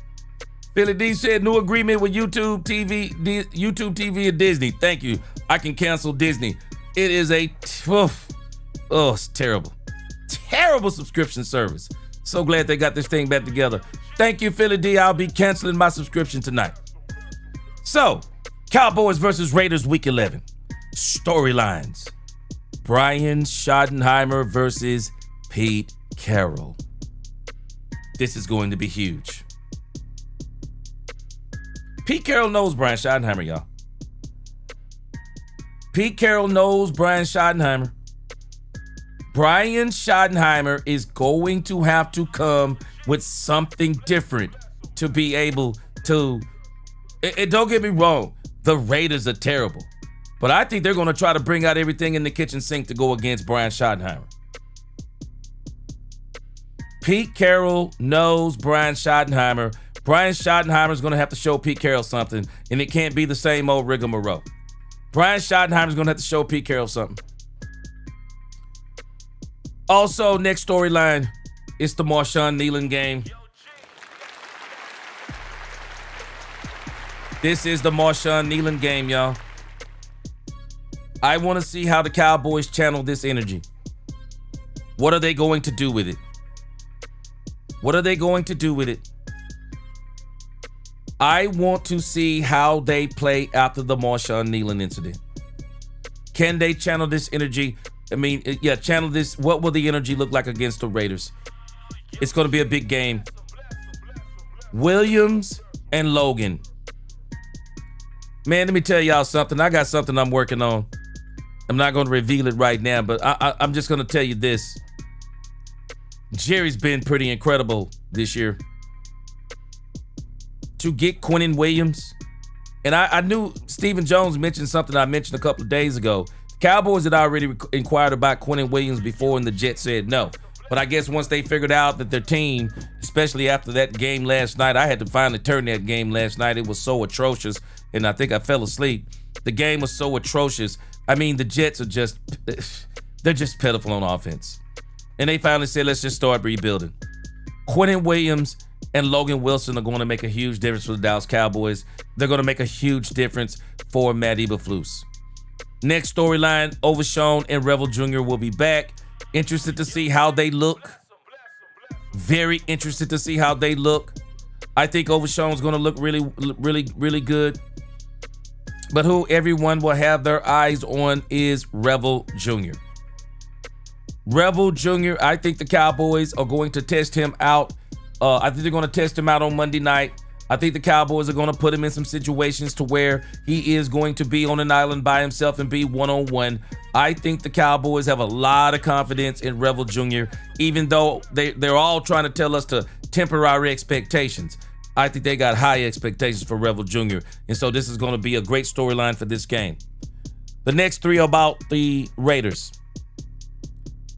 Guys, when I tell y'all Geno Smith has been struggling, it's an understatement. When I tell you Geno Smith has been struggling, Geno Smith has looked awful. He has some of the worst numbers in the league. Now, some of that is attributed to he's also got one of the worst offensive lines in the league. Pete Carroll, I'm thinking that was, a 2-year deal with a 1-year option? Man, let me tell you something. Pete Carroll, I guess he'll make it past this season. But he won't make it much further for next season if it continues like this. It is terrible. Geno Smith has been struggling. And I'll tell you this, Dallas Cowboys. I'm writing Geno Smith off. And I don't want to hear after the game that Geno Smith said he didn't write back. And Geno Smith has a bounce back and comeback game of the year. Ashton Jeanty has also struggled. The Raiders' offensive line just doesn't look good. Ashton Jeanty has absolutely struggled. And so, when I watch this game with the Cowboys going against the Raiders, I'm going to take it with a grain of salt. I'm going to take it with a grain of salt because I have an expectation that even had we not made any had got any players or any players were coming back, with as bad as the Raiders are, I think the Cowboys would have looked 24 points decent against them. But now with these new players, the Cowboys are probably going to they're going to probably do a number on the Las Vegas Raiders. They just don't have the offensive line, guys. The Cowboys are going to do them in, and Ashton Jeanty has absolutely struggled. Next up, the Raiders' offensive line is terrible, y'all. The Raiders' offensive line is terrible. Quinnen Williams is going to live in the backfield of the Las Vegas Raiders. I'm not going to be surprised if the Cowboys as a team get somewhere around 5 to 7 sacks. I won't be surprised if Ezaraku has one, Clowney has one or two, Dante Fowler has one, Quinnen Williams has one, Kenny Clark has one. You want one, you can have one too. I think it is going to be an absolute sack fest as it applies to the Raiders. And so these are the storylines. But I think the two biggest stories, well, I say the three, they're all big storylines. These are all big storylines. It's hard to put one over the other. But I do say, I probably would say top of the line. I want to see how the Cowboys come out, what kind of energy they come out with this Marshawn Kneeland dedication, and then how Brian Schottenheimer calls the game against Pete Carroll. Here we go. So let's look at the injury report. Solomon Thomas did not practice. Solomon Thomas has a calf injury. Solomon Thomas is probably not going to play against the Las Vegas Raiders. Somewhat of a loss. Elijah Clark, limited practice. Dante Fowler, shoulder, limited practice. Malik Hooker. I think the Cowboys are trying to rush Malik Hooker back. This is one of the reasons why I think the Cowboys should seriously consider getting Quandre Diggs. The Cowboys are not healthy at the safety position, and even if they were healthy, they haven't been really that good all year. Malik Hooker, though, I think they're trying to rush him back. Tyler Smith, knee thing all year long. I'm sure he'll be good to go. Looks like Donovan Wilson, elbow shoulder issue, will be good to go. Full participant at practice. Everybody ought to be excited. Jamarion Overshown, Savone Revel Jr., and Perion Winfrey, all three full participants in practice, and I think all three will play. All three will play. Bernard Fields, what up? He said Geno said he got a get right game Monday night, G. He better not. He better not. Brandon Cup said Geno can talk that talk. Watch him run a marathon. Yeah. Brandon Cup said 38-10. 38-10. All right. Next. The Raiders injury report. Geno Smith didn't practice. Geno Smith has a quad injury. Geno Smith probably also has a pride injury. He looked pretty bad the other night. Geno Smith didn't practice, but I'm sure he's going to play. Dylan Parham, left guard, ankle, did not practice. Jackson Powers Johnson, right guard, ankle, has been put on injured reserve. Boy, I'm telling y'all, the Cowboys are going to live in the Raiders' backfield. Brock Bowers, tight end, PCL injury. He did not practice, but he may play, but he won't. I don't think he'll be 100%. Colton Miller, offensive tackle, ankle, injured reserve, Raiders.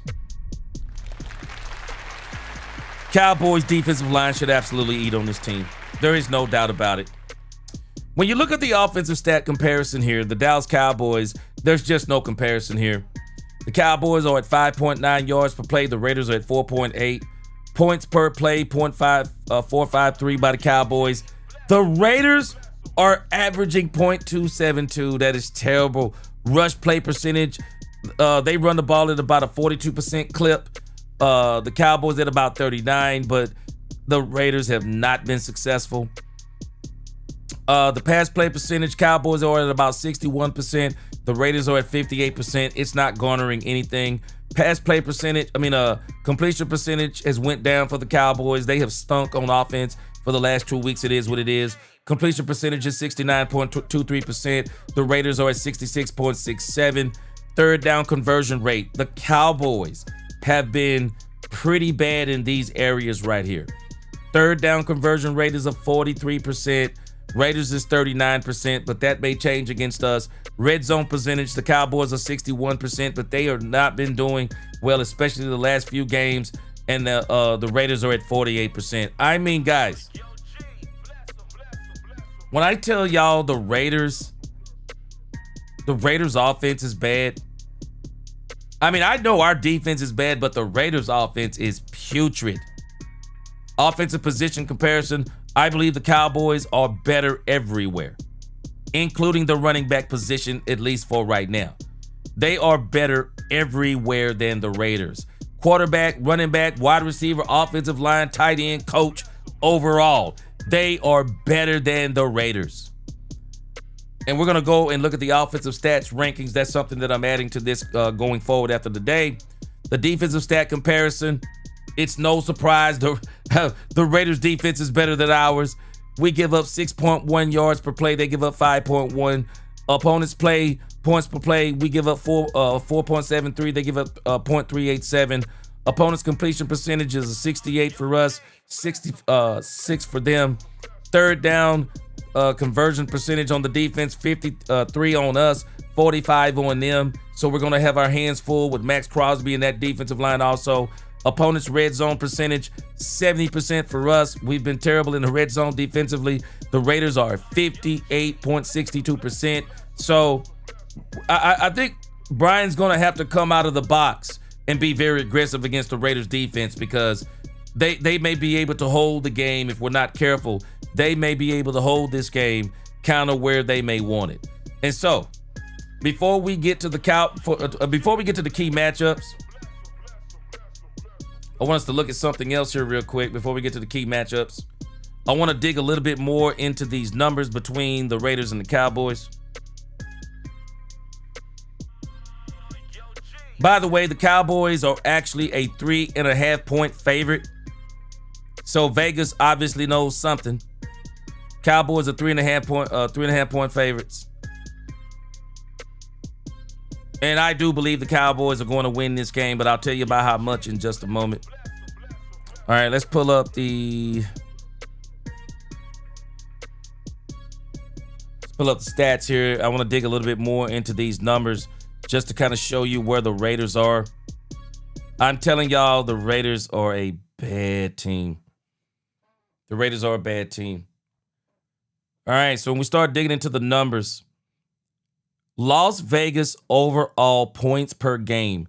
The Cowboys were the number one offense, but the last 2 weeks, they have fell off the boat. 29.2 points per game ranks at number 4. Yards per game at number 4. Points per play, number 4. Yards per play, number 6. Third down conversion, number 6. But that's actually been a problem for the Cowboys, especially in the last couple of games. Fourth down conversion, 14%. Red zone scoring 13, but this also, don't let that 13 fool you. Context is king. The Cowboys in the last few games have suffered. They're actually riding the early games as far as those red zone scoring. And then TDs per game, the Cowboys still rank at number 6. But again, understand the Cowboys were scoring at 40 points a clip at home. So the Cowboys are riding a lot of numbers that they put up early, because the last couple of weeks, they have been terrible. Yeah, Bernard, the bye week got us too. But the last couple of games, man, the Cowboys against the Broncos and the Cardinals, The Cowboys have only averaged 13.5 points over the last 2 games by their starters. The Cowboys didn't score a touchdown until the 4th quarter of the Arizona Cardinal game.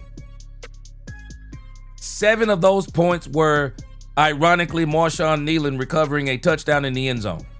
The Cowboys didn't score a touchdown to Ryan Flanoy, I believe, until the 4th quarter. That's only 10 points. You go into the Denver Bronco game, and the Cowboys hadn't even scored. The starting offense hadn't even scored barely 17 points. And then Joe Milton came in garbage time and hit Jalen Tolbert on a long touchdown pass. Cowboys offense just hasn't done it. And so a lot of these numbers are built up from the beginning of the season, but they have tapered off exponentially over the last 2 games, and they've been below average. And I think we may even look at that a little bit.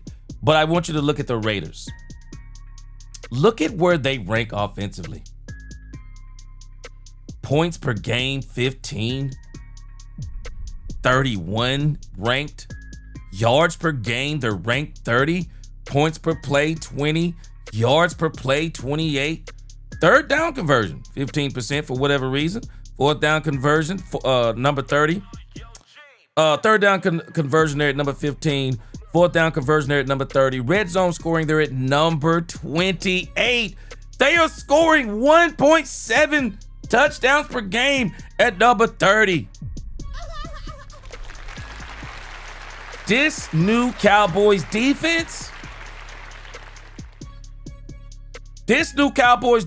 is going to do a number on the Raiders, I believe. This Cowboys defense is going to do a number on the Raiders. I'm just telling you, when you look at the Raiders, rush play percentage 19, yards per rush, they rank number 31, rush yards per game, they rank number 27, rushes per game, they rank number 27. I'm sorry, rush yards per game, they rank number 29, and rushing TDs per game, they rank number 30. All of that is attributed to their offensive line. I'm sorry, but this Cowboys defense, I know it's been bad, but it ought to eat on this team. Las Vegas Raiders passing. Pass play percentage, they're at 14. Completion percentage, they're at 15. Yards per pass, 19. Passes per game, number 25. Pass yards per game, number 27. Interception percentage, they rank number 32. Cowboys defense should eat.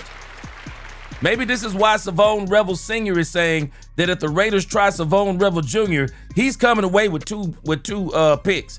It could absolutely be true. Quarterback sack percentage, 20. They rank number 25. They are bad, guys. They are bad. That's all I can tell you. They're bad. The Cowboys, when you look at kind of where we are, Cowboys rush play percentage, we rank at number 28, but rush yards per play, we're at number 7. Rushes per game, number 22. Rush yards per game, 13. Rushing TDs, number 10. Now again, we're riding some early stats. We got to start getting back into what we were doing earlier. Pass play percentage, we rank number 5. Completion percentage, we rank number 5. Yards per pass, we rank 7.2. We're number 1 in passes per game. Number 3 at pass yards per game. Number 16 interceptions thrown. Quarterback sack, though, we rank number 3. So the Cowboys have done some good things, but we're riding some things also from the past. But the Cowboys, our defense has been bad. I mean, you can see us as far as defense, 31, 31, 31, 29, 32. So we've added some players. We should be a lot better this week, even if these guys haven't had this all the time. No, they're gonna play better this week. This Raiders offense is atrocious. Brandon Cup said, "Call us Pac-Man. We gonna eat. Yeah, we gonna eat, man. WV country, defensive coordinators have caught up to us and no adjustments by Dallas. Yeah, they have WV. Brian Schottenheimer doesn't have the element of surprise no more. He had the element of surprise those first few weeks. But once they started seeing those tendencies, they locked in on him. Bernard Fields, he said, somebody lock Eberflus in the cleaning closet, give Zimmer an Eberflus mask during the game. Boy, Zimmer would be ecstatic about the defense they got now. But, hey, Bernard, I'm willing to give Eberflus an opportunity because I think Eberflus is going to have an opportunity. I believe Eberflus has an opportunity to begin a redemption arc. I do. I believe Eberflus has an opportunity at a redemption arc right now because the Cowboys have did him some huge favors. They got him the kind of players that fit the system that he's been wanting to run. So let's look at the matchups. Cowboys versus the Raiders, the key matchups. These are the ones that I have. Cowboys defensive line versus the Raiders versus Cowboys defensive line. And let me correct that. Cowboys defensive line. Let me go back. Cowboys defensive line versus the Raiders offensive line. This is the matchup of the game to me. This game will absolutely be won in the trenches. If the Cowboys defensive line does what it's supposed to do, the Raiders don't have a chance. The Raiders don't have a chance if the Cowboys defensive line is what I think it's going to be. When the Cowboys run even the four-man fronts, I've already put in my mind what I want to see if the Cowboys run a four-man front. I want to see Donovan Ezeraku, Kenny Clark, Quentin Williams, Jadeveon Clowney. That four-down lineman right there will give the Raiders nightmares during the game and after the game. The matchup is the Cowboys D-line versus the Raiders O-line. That's where the battle is. The next battle is going to be Geno Smith versus the Dallas Cowboys secondary. I think Geno Smith is going to have some opportunities, especially if the Cowboys run that 5-2. The Arizona Cardinals, how do you stop the 5-2 defense the Cowboys want to run? Problem is for the Raiders, I don't think they can stop it because they ain't got nobody that can block. But what the Arizona Cardinals did was that they ran play action. And so they were able to catch the Cowboys in some one-on-ones. In particular, Harrison against Deron Bland. So if the Cowboys take that chance this week, Geno Smith is probably going to have some opportunities. Question is, will he have the time to take advantage of it? But Geno Smith is going to have some opportunities. Another big matchup, Geno Smith versus the Cowboys secondary.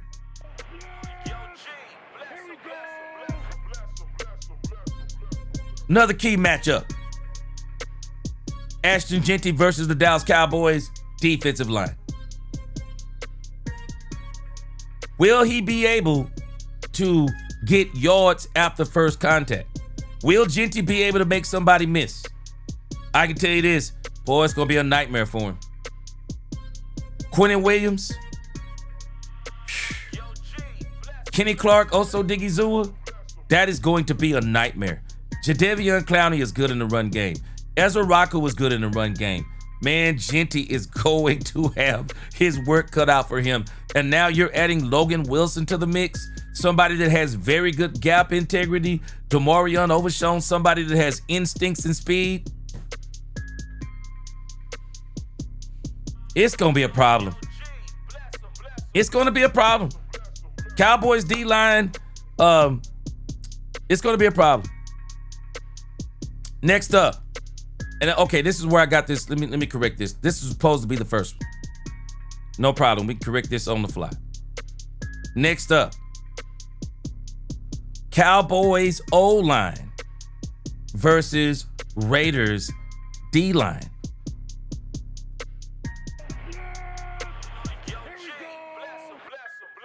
Crosby and them boys ain't no slouch either. Crosby and them boys no slouch either. They get after a quarterback. Yeah, the Raiders get after a quarterback. They're going to get after Dak Prescott. Book it. The Raiders defense is going to get after Dak Prescott, in particular on the defensive line. It is going to be imperative that Brian Schottenheimer can run the ball. It is imperative.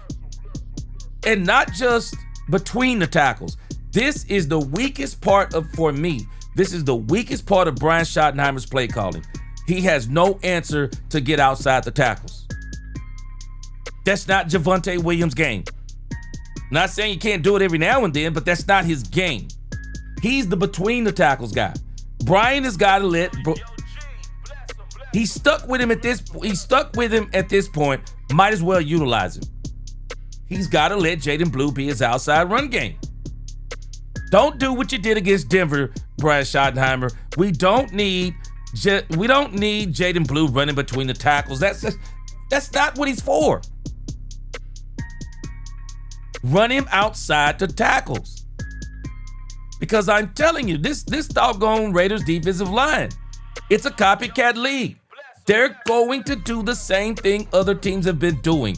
They're going to crash the Cowboys line in the middle, and they're going to take away the between the tackles runs. It's exactly what they're going to do. So why not figure out a way to run outside? Get Jaden Blue involved in the sweep game, man. Get him in the sweep game. Get him in the pitch game. Get this dude outside and let him do what he did against the Washington Commanders. Last but not least, let me tell y'all something. This is what's going to keep this game. If this game is even remotely close, this is what keeps this game remotely close. Max Crosby against Steele or Thomas. Take your pick.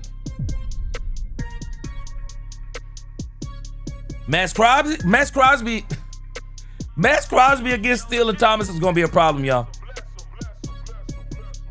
Max Crosby against Steele and Thomas. I don't care. They can tell me there's a battle between Steele and Thomas all they want to. Max Crosby is one of the top edge rushers in the game. He's going to give both of them problems. He's going to give both of them problems.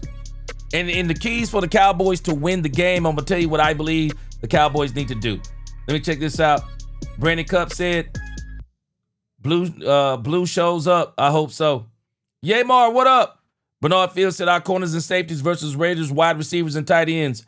Yeah, that's why I got Geno against the secondary. Yep, Geno against the secondary. Can Geno find a way to dissect the Cowboys secondary? All right.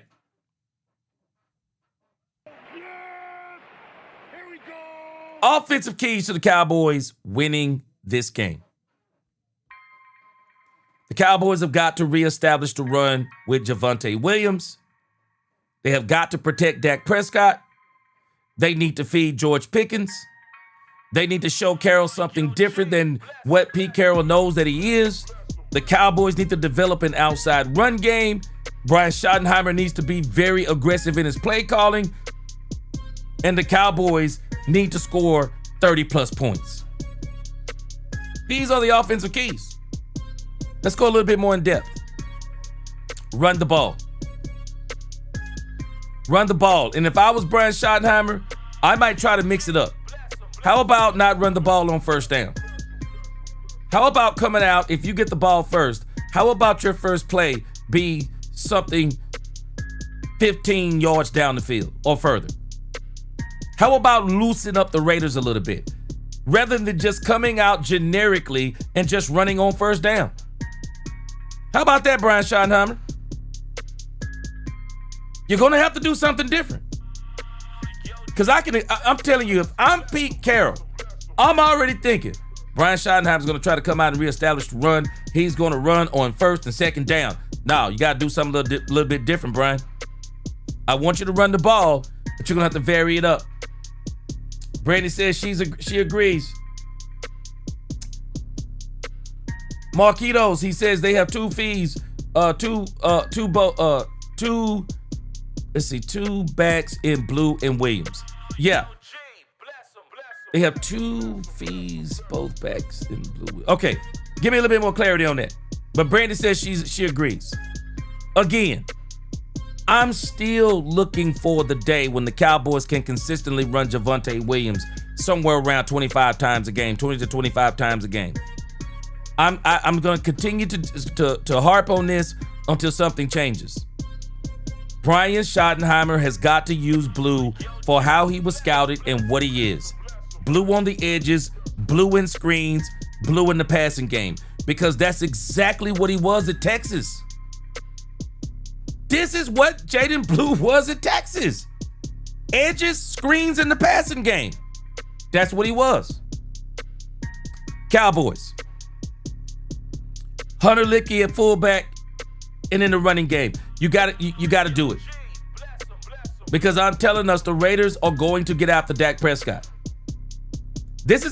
I'm telling you, Pete Carroll is going to get after Dak Prescott. Or at least he's going to attempt to. He's going to try to get after Dak Prescott.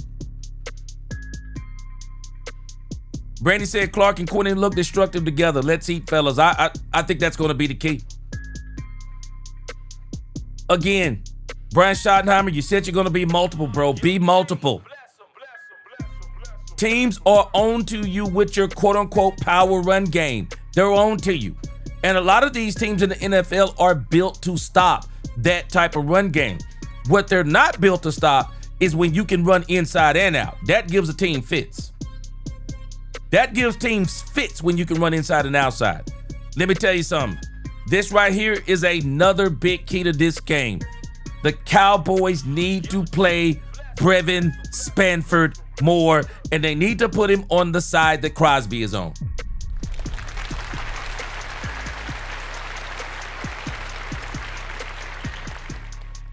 Spanford is a humongous tight end.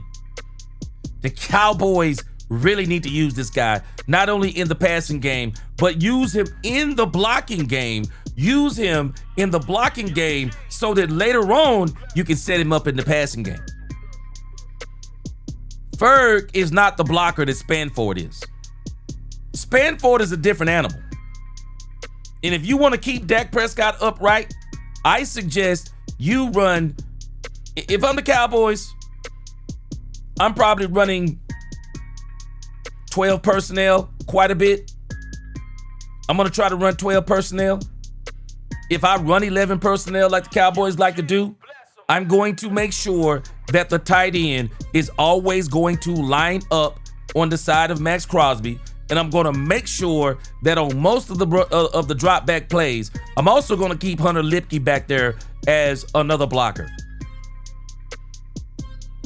This game is going to be won at the line of scrimmage. The Cowboys down there in the middle, the Raiders on the outside are going against the tackles of Guyton and Steele. Cowboys cannot have any turnovers. No turnovers against the Raiders. It'll only inflame them and give them more opportunities to beat you. Cowboys cannot have any turnovers. Cowboys on the road. They complained about this when they were in Denver. They had a bunch of penalties. Well, now they were at home last week. Still had some back-breaking penalties. Cowboys got to minimize the penalties. It don't matter if they're on the road or at home. Got to minimize the penalties. Next up, the Cowboys need to take 5 or 6 deep shots. I mean, they literally need to put in the playbook 5 or 6 deep shots. And they need to make those deep shots to George Pickens. I'd say give George Pickens 3, give CD 2, give Ryan Flournoy 1, or mix Cavonte Turpin in there. But the Cowboys need to take about 5 or 6 deep shots. Because I'm noticing the Cowboys are not taking deep shots on teams, and other teams are noticing this. Teams have taken away the deep shots from the Cowboys over the last few weeks. They have totally taken away the deep shots. The Cowboys need to figure in George Pickens. And while we're on George Pickens, Cowboys need to feed George Pickens. Right now, I'm sorry, there is no answer for George Pickens. There is no answer for George Pickens and Dak Prescott right now. I know Dak Prescott has loyalty to CeeDee Lamb. And CeeDee Lamb has earned it. Well, right now, man, there is no answer for George Pickens. Dak Prescott in this offense needs to be feeding George Pickens. This is not about George Pickens being better than CeeDee Lamb. That's not the argument. It's not about who's better. What we need to be saying is what's better. What's better for the Cowboys offense right now?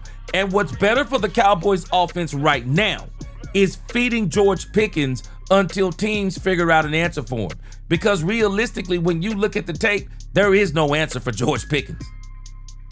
They're trying to have an answer. The only answer is we're not throwing it to him. Who cares if he has 10? Who cares if he gets 15 targets in the game and CeeDee Lamb gets 7 targets? Who cares? There'll be games where CeeDee Lamb will get 15 targets and he'll get 7. But I don't want to see none of this 10 and 10, 12 and 12. I don't see that mess. There is no answer for George Pickens right now. Until teams figure it out, keep feeding him. You're still going to be able to get CeeDee Lamb his. CeeDee Lamb is a yards after the catch monster. CeeDee Lamb is still going to be crazy good in the game. And I don't think CeeDee will mind as long as you're productive and you're winning. Next up, Cowboys score touchdowns. I love Brandon Aubrey. I'm not interested in Brandon Aubrey. Well, I'm interested in Brandon Aubrey breaking the record, but I don't want to make that a priority. And I definitely don't want to break field goal records with Brandon Aubrey. I've said it before, I'm going to say it again. The only thing I want Brandon Aubrey for, extra points and kickoffs. That's it. Now, don't get me wrong. Don't do what you did last week. Opening drive of the game and you go for it and you don't come away with 3. No, the first points of a game are hard to get. You get in field goal range. You find yourself where you can't get it on a 4th and 3. Or you're at a 4th and 3. You're on your 25-yard line. Come on, man. Stop the analytic stuff. Stop listening to people. Be sure of yourself. Get those points on the board, and then you go down the next time when you get the ball and you score. Let me read a couple of these. Brandon Cup, yeah, deep shots is blocking.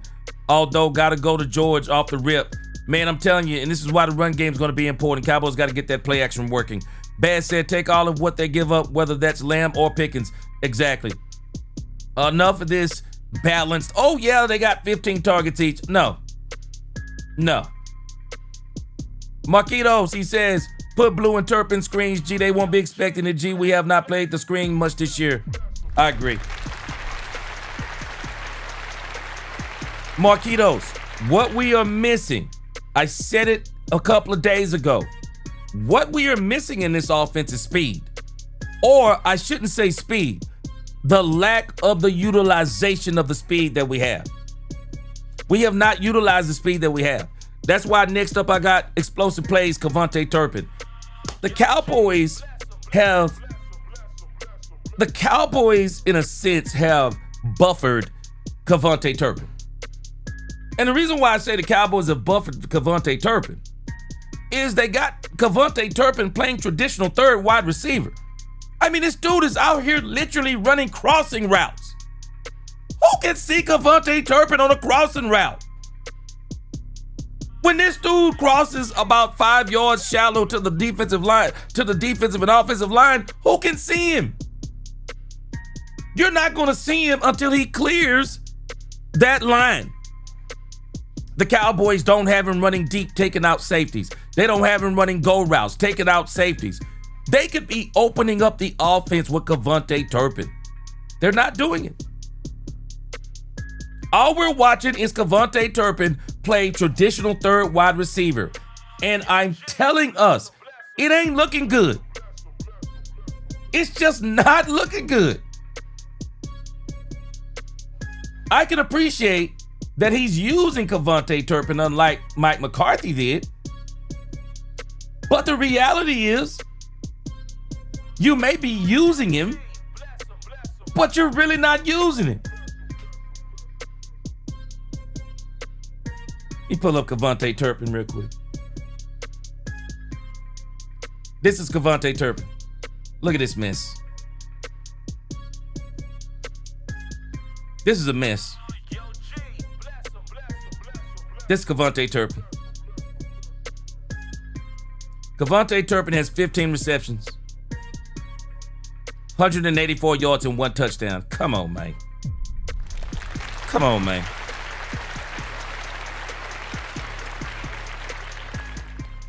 I love me some Kevontae Turpin. He's very dangerous, and I don't think you need the quantity with Kevontae Turpin. You need the quality with Kevontae Turpin. Kevontae Turpin, you need to make sure with Kevontae Turpin what you're doing is the quality. Hey, man, we got to figure out about 5 to 6 plays in the game, maybe even 7 to 8 plays. Hey, let's figure out about 7 to 8 plays in this game to where we're going to really utilize Kevontae Turpin, to where we're going to either use him as a decoy to clear out the middle, run him on a deep out, run him on a deep cross, run him on a deep post, take the safety, get George underneath or get Ferg underneath or get CD underneath. We're going to do that. Or how about we create a couple of rub routes? How about we get a couple of pick plays? Get this dude in space or get him on a linebacker and let him use what he has. Let him use what he has. Speed. We have a lack of utilization of speed. And to have Turpin as the third wide receiver, he's only 5'7". He only weighs 150 something pounds. I just don't think that's the way you utilize him. The guy who they need to be playing as the third wide receiver is none other than Ryan Flanoy. Ryan Flanoy has been incredible for the Cowboys, especially when the Cowboys have given him the opportunity. He's been incredible. He's been absolutely incredible. I mean, I thought the Cowboys were going to come back after the way Flanoy, after the touchdown Flanoy had. I was like, oh, they're about to come back.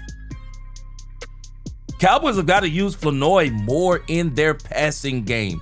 He needs to be the third wide receiver. He absolutely does. That's kind of where I am with the Cowboys.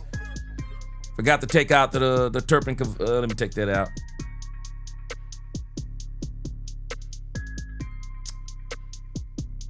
But that is where I am on this thing with Kevontae Turpin and the offensive keys to the Cowboys beating the Raiders.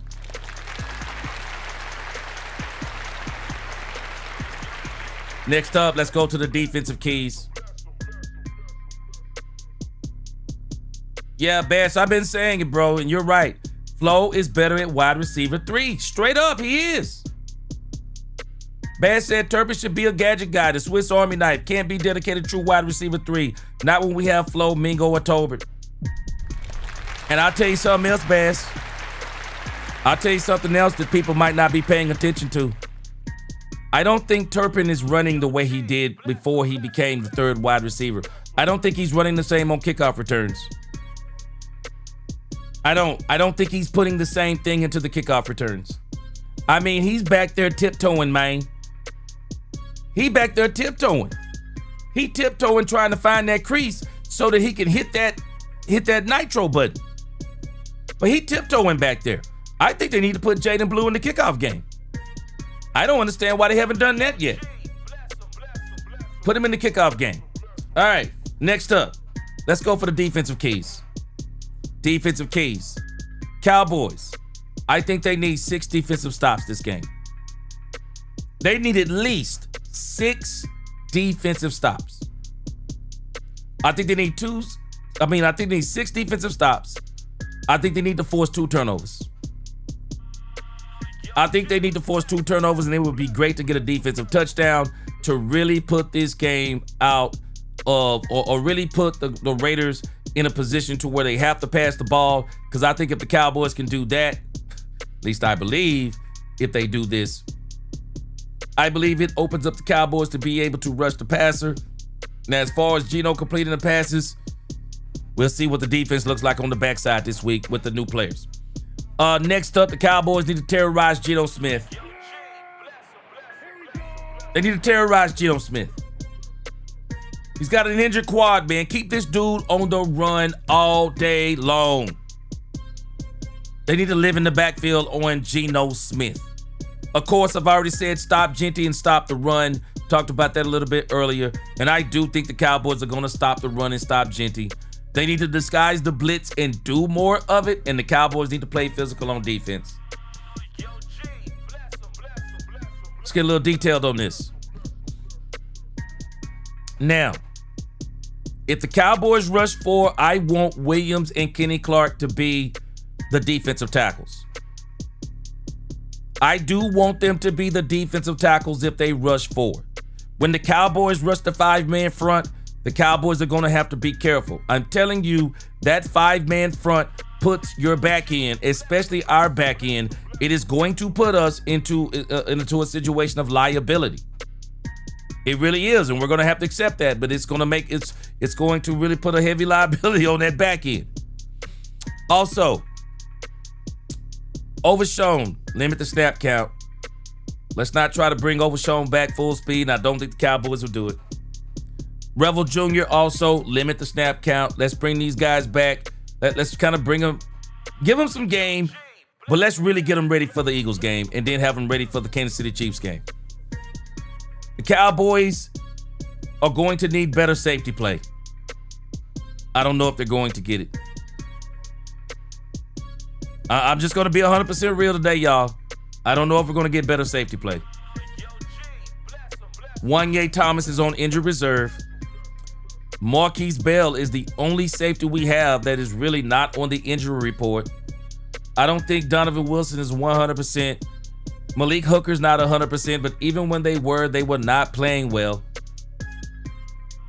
I think the Cowboys need to put Reddy back there again. Reddy looked pretty good against, well, at least one of the hits he did against Denver. It flashed on my screen. But the Cowboys definitely need better safety play. We've already mentioned that the Cowboys have got to stop the run. The Cowboys cannot let Geno Smith have explosive plays. They can't let him do it. The Cowboys defense are going to have to come out and play physical, have gap integrity with Logan Wilson, which I do think they will have. They will have this with Logan Wilson and Demarion Overshown coming back. Don't know how much he's going to play. And again, the Cowboys must create turnovers. Special teams. I said it before, I'll say it again. Brandon Aubrey, only extra points. But take the field goal early, Brian, if you need to. But I only want to see Brandon Aubrey kicking extra points. Cowboys need to get field position from the kickoff game. I wish the Cowboys would put Blue in the kickoff game. Turpin is not running hard in that kickoff game. I would love to see Blue be able to get that speed up and get through one of those creases. And I actually think the Cowboys should put Turpin and Blue in the kickoff game. I think they should put both of them in it. Absolutely put both of them in it. All right, let me get a couple of reads here. McMahon said Flournoy has outcompeted Turpin for wide receiver 3, plain and simple. I agree. I don't see the effort even on kickoffs. Turpin don't look, especially hadn't looked good on kickoffs. Bad said move Turpin back to his returns. That's where he excels. Exactly. Because with him doing both, he doesn't seem like he's interested in returning. Marquietos, he said 3 to 4 defensive turnovers and we got this game. Oh, yeah, no doubt. Yeah, no doubt about it. I agree with you there too. No doubt about it, and we're going to have to get some turnovers. All right. My thoughts. My thoughts on this game. The Cowboys will run for 150 plus yards. I believe they are going to run that rock. I do. I believe they're going to run that rock. I believe the Cowboys defensive line will get multiple sacks. I'm telling you, I'm really... Guys, I'm not going to be shocked if this is a 6-sack game for the Cowboys. I am not going to be surprised if this is a 6-sack game, 1 or 2 interceptions, strip sack, fumble. I'm telling you, man, I won't even be surprised if we see Kenny Pickett in this game. I think the Cowboys are going to give Geno Smith every problem he could have ever dreamed of and more. I think it's going to be that kind of game for the defense. I think the defense are going to get our hopes up because I think they're going to look extremely good, especially with the new additions and the people who are coming back from injury. I think Williams and Logan Wilson are going to be instant payoffs. We are going to be elated when we watch these two men play. I think the Cowboys defense are going to play better. Bottom line, I think they're going to play better. I think the Cowboys are going to play physical. It's a must-win game, and I do think the Cowboys are going to win this game. Here is my predicted score. I believe the Cowboys are going to win this game 31-13. If everything goes the way I've listed it, I believe the Cowboys win this game 31-13. Y'all tell me what y'all think the score is going to be.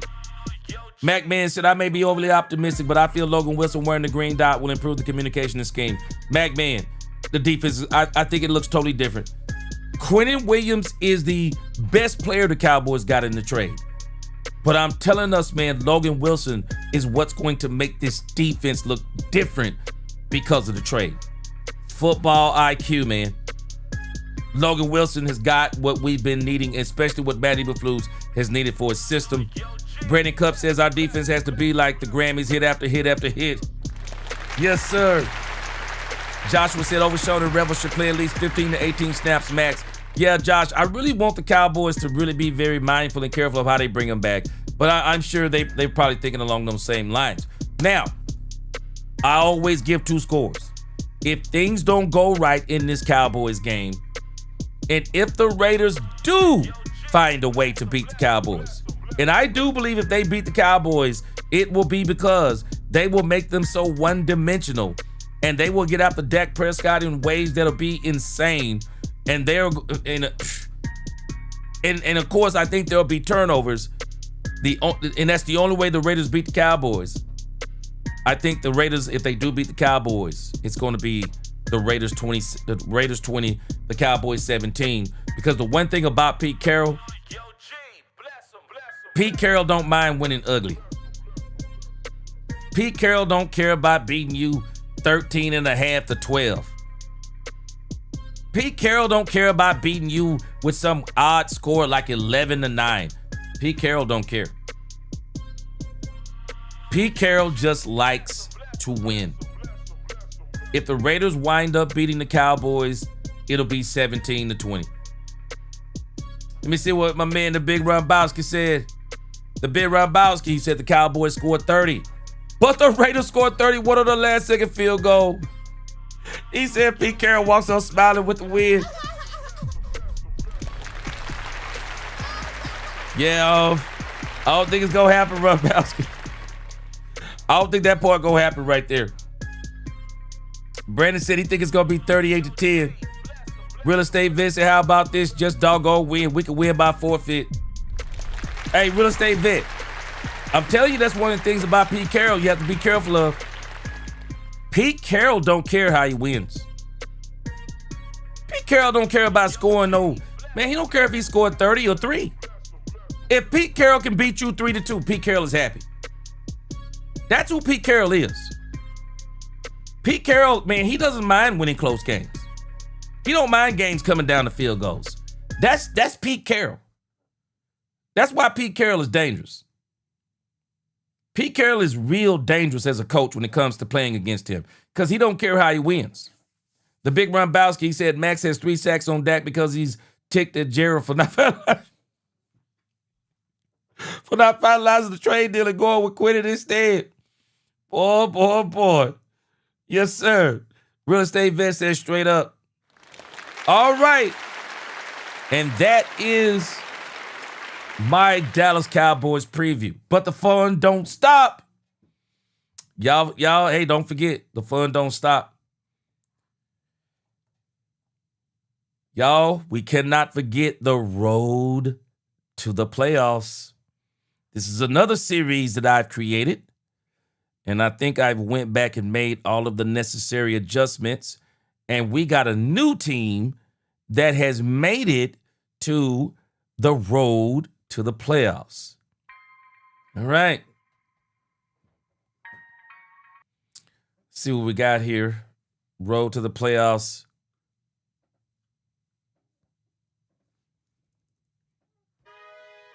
Let's get it to the road to the playoffs.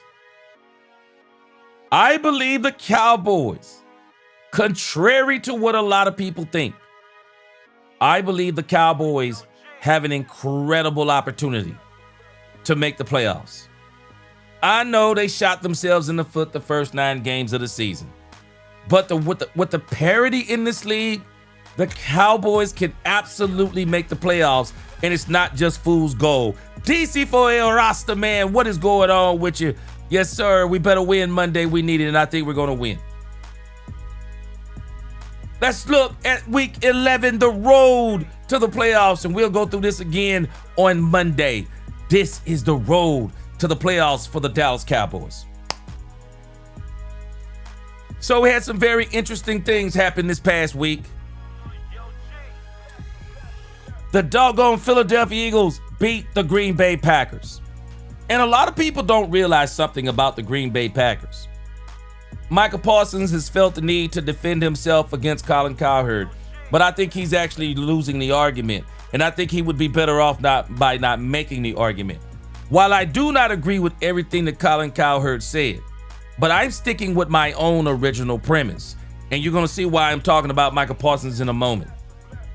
The problem with the Green Bay Packers adding Michael Parsons, it's not that Michael Parsons is playing bad. But the problem is when you pay a player $47 million a season and you make him the highest paid non-football player in the league, I don't care if your offense isn't running on 4 cylinders. I don't care if it's running on 2. When you pay a player like that, the expectation is that he makes you better, that you're better with him, that even if someone isn't playing well, but because you got him, that you're still supposed to be better, and they're not. They're not better. And I'm mentioning this for a reason, and you'll see in a moment. They're not better. The Packers may be kicking themselves because if they were 6-3 last year and they're 5-3-1 this year, and they probably won't even have a record as good as they had last year, explain to me again, why did you do this with Michael Parsons? Knowing full well that if Jordan Love ain't playing well, it don't matter because you're stuck with him for what, the next at least 2 to 3 seasons? I said it before, I say it again. Matty Maflus is on the hottest of seats, and that seat is only going to get hotter. I say all of that because the doggone Philadelphia Eagles beat the Green Bay Packers, and I couldn't believe it. The Eagles beat the Green Bay Packers, and the Eagles have pretty much all but put the nail in the coffin about the Cowboys winning the division. It is going to be extremely tough for the Cowboys to win the division. I do believe the Eagles could actually go on a 2-game skid, but that ain't enough. The Eagles got some pretty easy games, I believe, coming up, and so that ain't enough. So the Cowboys are going to need a whole lot of help if they want to win the division. Jakira, what's going on with you? All right, next up, the Rams are 7-2. The Rams, we're probably not going to put on this list anymore. We can't even be worried about the Rams. The Rams are 7-2 at this point.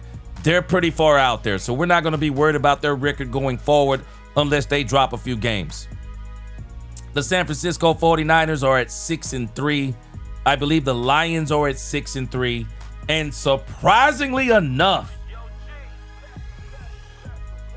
the Bears are at 6-3.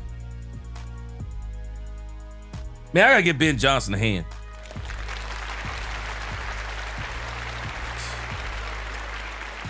Let me tell you something, man. Ben Johnson, mate, Ben Johnson is probably going to win the Coach of the Year.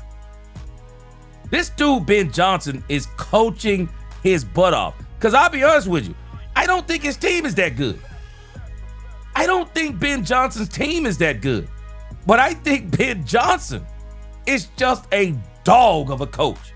I got to give it to him. Ben Johnson is a dog of a coach.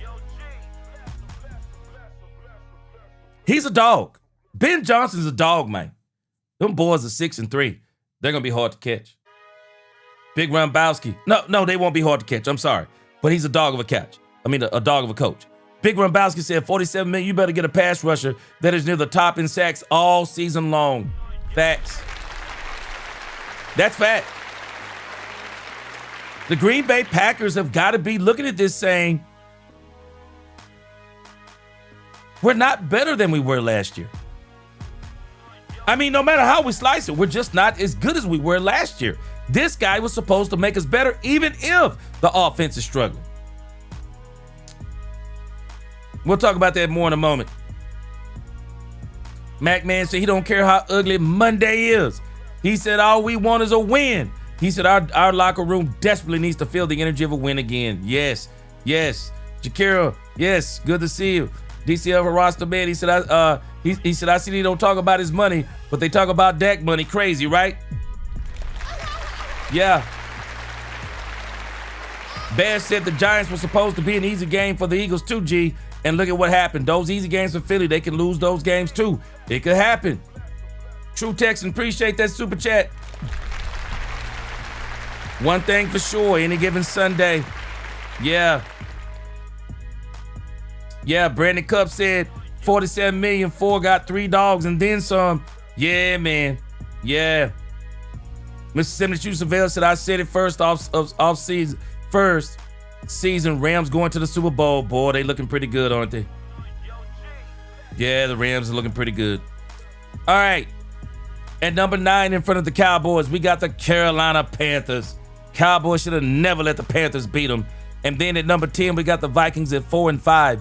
And so the Dallas Cowboys, they got to win the game this week because the Cowboys are at 3-5-1. If the Cowboys win and go to 4-5-1, and we'll see how everything turns out this weekend, but the Cowboys have a great opportunity to move to the number 10 spot. And I do believe within the next 2 weeks, the Cowboys are going to be knocking on the door at the number 8. I believe the Cowboys will be knocking on the door at the number 9 spot. Yeah, I think the Cowboys will be knocking on the door at the number 9 spot. So, on the road to the playoffs, let's look at what's happening. Let's look at what's happening in week 11. So, the Lions are at 6-3. The Lions took out the Commanders. As I look at the Lions' schedule, they are 6-3. They currently have a total of 8 games left. I see 5 games. The games in red are the games where I believe the Lions have a possibility of losing, and the yellow games are the ones I say could go either way. And the white is basically where I believe it's a sure win for the Lions. But even this could not be true. But I think that's a sure win. So, the Eagles. The Lions are at the Eagles. I'm hoping that the Eagles can win this game. I mean, the Lions can win this game. I'm hoping the Lions win this game, and then the Eagles will play us the next game, and then we beat the Eagles. So this is what I'm hoping for. But the Lions will be playing the Eagles next. But again, looking at the games they could lose, a possible of all these games, I still have them finishing at about 10-7 or 11-6. It's kind of where I have the Lions finishing. Marquietos, he said the Bears, the Panthers, and the Vikings will all go on losing streaks for the remainder of weeks to come. Remember what I said, G. Well, as a matter of fact, I'm predicting the same thing, Marquietos, because if you look at the records that I got for those 4 teams, the 3 teams you just mentioned, the Bears have been really playing well, and I think the Bears, they are looking really good. But I think down the stretch, the Bears have got the Vikings in Minnesota. That's a red flag game. The Steelers game could go either way. The Eagles in Philly, I think it's going to be a tough out. Packers in Green Bay is going to be a tough out. The Browns, the Packers, again, it's going to be, it'll still be a tough game. I think the 49ers are going to be a tough out. I think the Lions are going to be a tough out. I see the Lions of the last 8 games they have of the season. I see the Lions losing 5 of the last 8. I see the Lions losing 5 of the last 8. I'm predicting the Lions at 6-3. The Lions at 9-8. But as it pertains to this week, I give the Vikings a chance to beat the Bears. I give the Vikings a chance to beat the Bears this week, and we'll do that at the end. At least I believe so. Next, wild card, road, the Panthers. Cowboys should have never let the Panthers beat them. The Panthers got beat by the Saints at home. Look at the games they have left. The Falcons, they may lose to the Falcons and be 5-6. But I think as it pertains to the 49ers, the Rams, the Bucks, the Seahawks, and the Lions, they're going to lose. I don't even think they're going to finish 8-9. I think the Panthers are going to finish probably 7-10 or 8-9. That's where I see the Panthers finishing. There'll be no problem for the Cowboys. Next up is the Vikings. Same problem. The Vikings are not a good team. They got the Packers, the Hawks, Seahawks, the Cowboys, the Lions, the Packers, and the Bears. I'm sorry. They're going to lose at least another 4 games. They're going to finish probably 7-10, 8-9. No doubt in my mind the Cowboys are not going to have to worry about the Vikings. There's a new team added to the wild card race. We are going to officially erase the Rams from the road to the playoffs, and we're adding the Green Bay Packers. The Green Bay Packers are in a world of trouble, I believe. They are in a world of trouble because they have got some absolutely tough games coming up for the remainder of the season. They are already 5-3-1. I think it's going to be tough for them to even win of their next, their next 8 games. They could easily drop 4 of these games. Easily drop 4 of these games. They're at the Giants next. They play the Vikings. I think these are 2 guaranteed wins. At least I say they are. I say they are 2 guaranteed wins. I don't think they're beating Detroit in Detroit. I think the Bears are going to give them all they can handle in Green Bay. I got a strange feeling the Broncos may beat them. I got a strange feeling the Bears may beat them. I think the Ravens are going to give them all they can handle. And then they got to play the Vikings, the last game of the season, and we'll see what that game means. So I see with them already, that is 6 of their last 8 games are going to be extremely tough. And I do not see them winning of their last 8 games. I mean, if they even won 5 of those games, that would be like, I'm just telling us to not be surprised if the Green Bay Packers down the stretch, if the Green Bay Packers win only 4 of their next 8 games. Don't be surprised. We're adding them to the road to the playoffs. So they're going to be one of the teams that we're going to be watching now in the playoff race. And then it comes down to the Dallas Cowboys.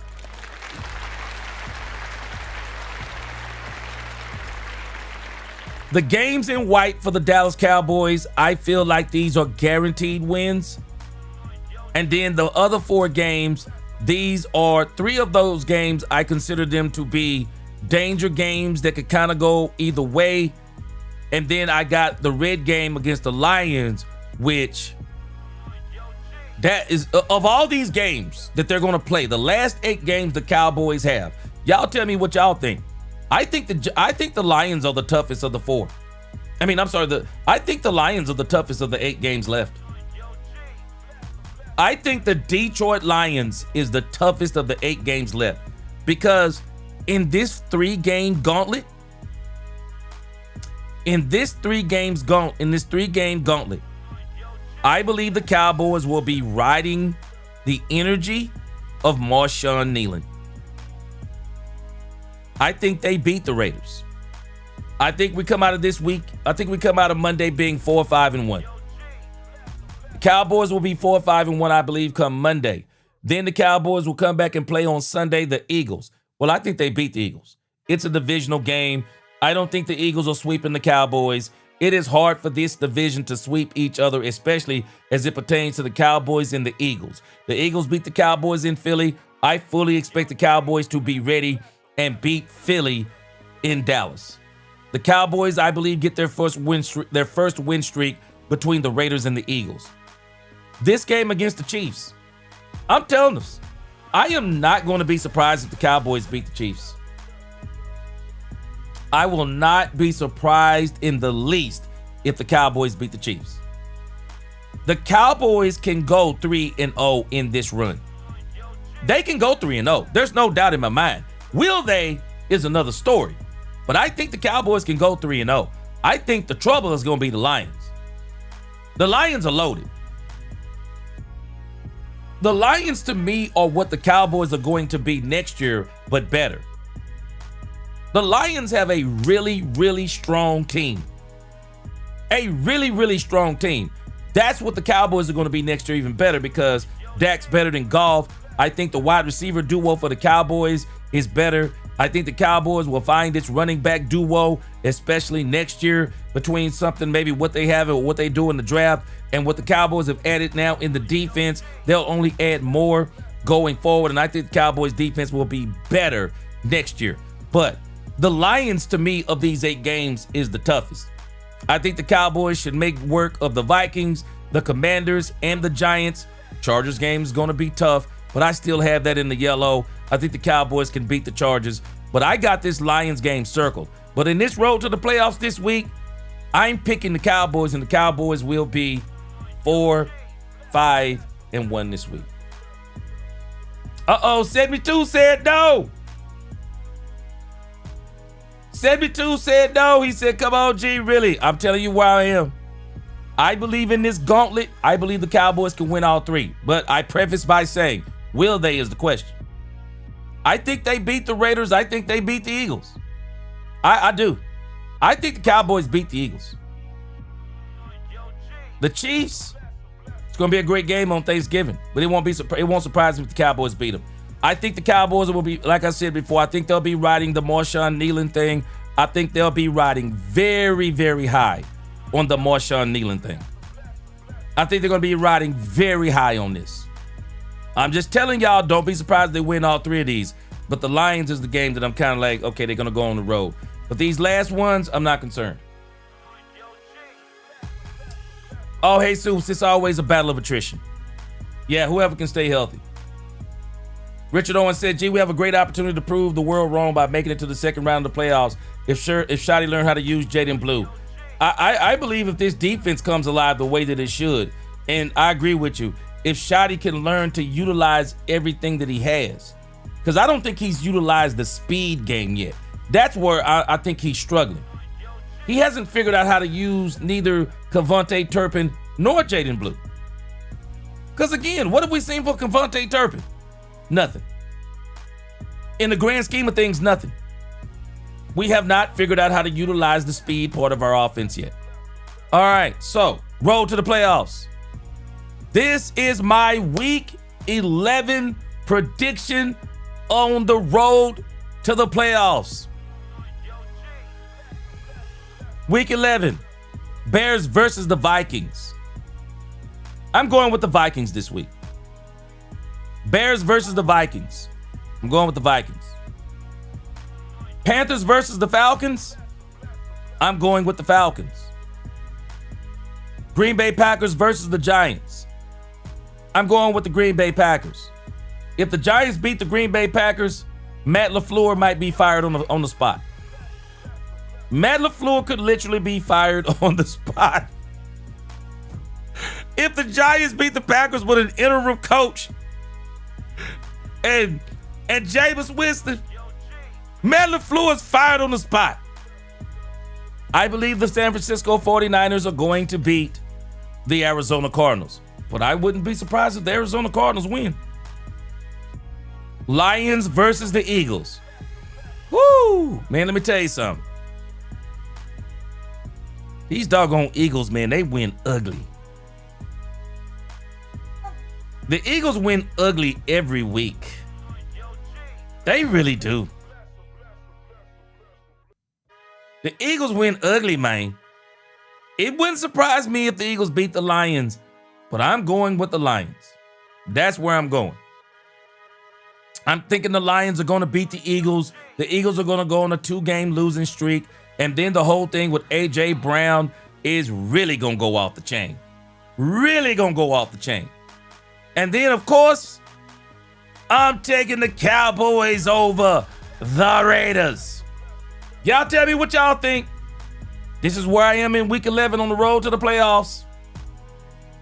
Road to the playoffs. I think the Cowboys make another step this week. I absolutely believe they make another step this week.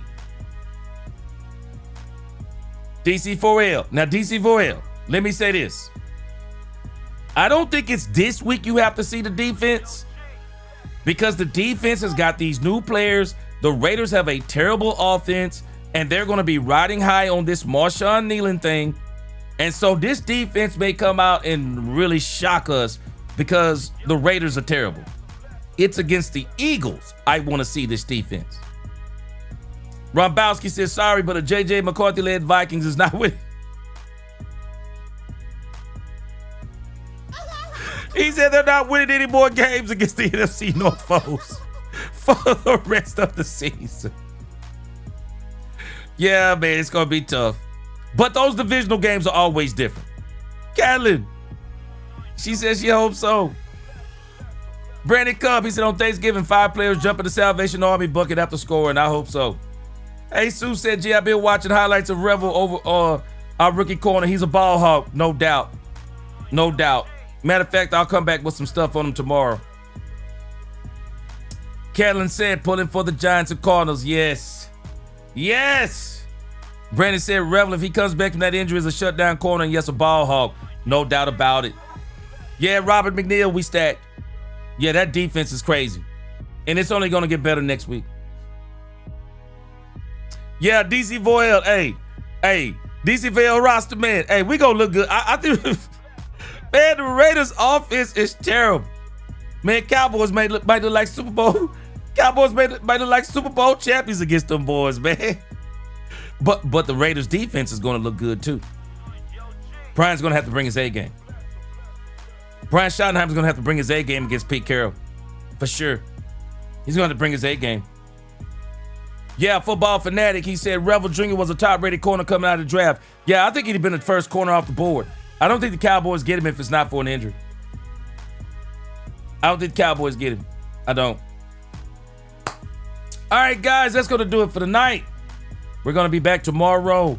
We're going to be back Saturday. Then we're going to do our shows on Sunday as we continue to cover the Cowboys road to the playoffs, where we will be watching other teams as well as watching our team. And I do think this week we are going to gain ground, and the Cowboy fans, we are going to start to believe. We're going to start to believe. And then when we beat the Eagles, this Cowboys fan base is going to erupt. Y'all thought we were hyped up last year when we got to that Cincinnati Bengal game. Y'all ain't seen nothing. Boy, we gonna be so hyped up, it's gonna be ridiculous at how hyped up we gonna be. It's gonna be ridiculous. And I'm here for all of it. I'm here for all the smoke as it pertains to the Dallas Cowboys. So, appreciate y'all tonight. I'll be putting these videos, I'll be posting videos of this later on tonight and tomorrow. We'll be doing the Raiders preview and the road to the playoffs. I'll be putting that back up.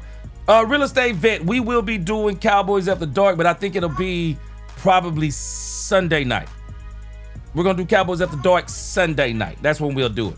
Yeah, we'll do it Sunday night because all the games will be over with the exception of the Monday night game. So we're going to come back and revisit where we are on the road to the playoffs on Cowboys After Dark. Plus, we'll be doing tomorrow and Sunday after the game. So y'all going to see me twice on Sunday. We'll do a quick post-game show of some of the games on Sunday. Then we'll come back for Cowboys After Dark. And then we're going to be fired up for our Monday show as we come back again and we revisit.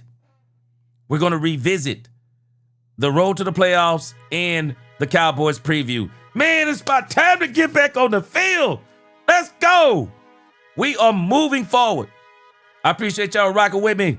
DC4L, God bless.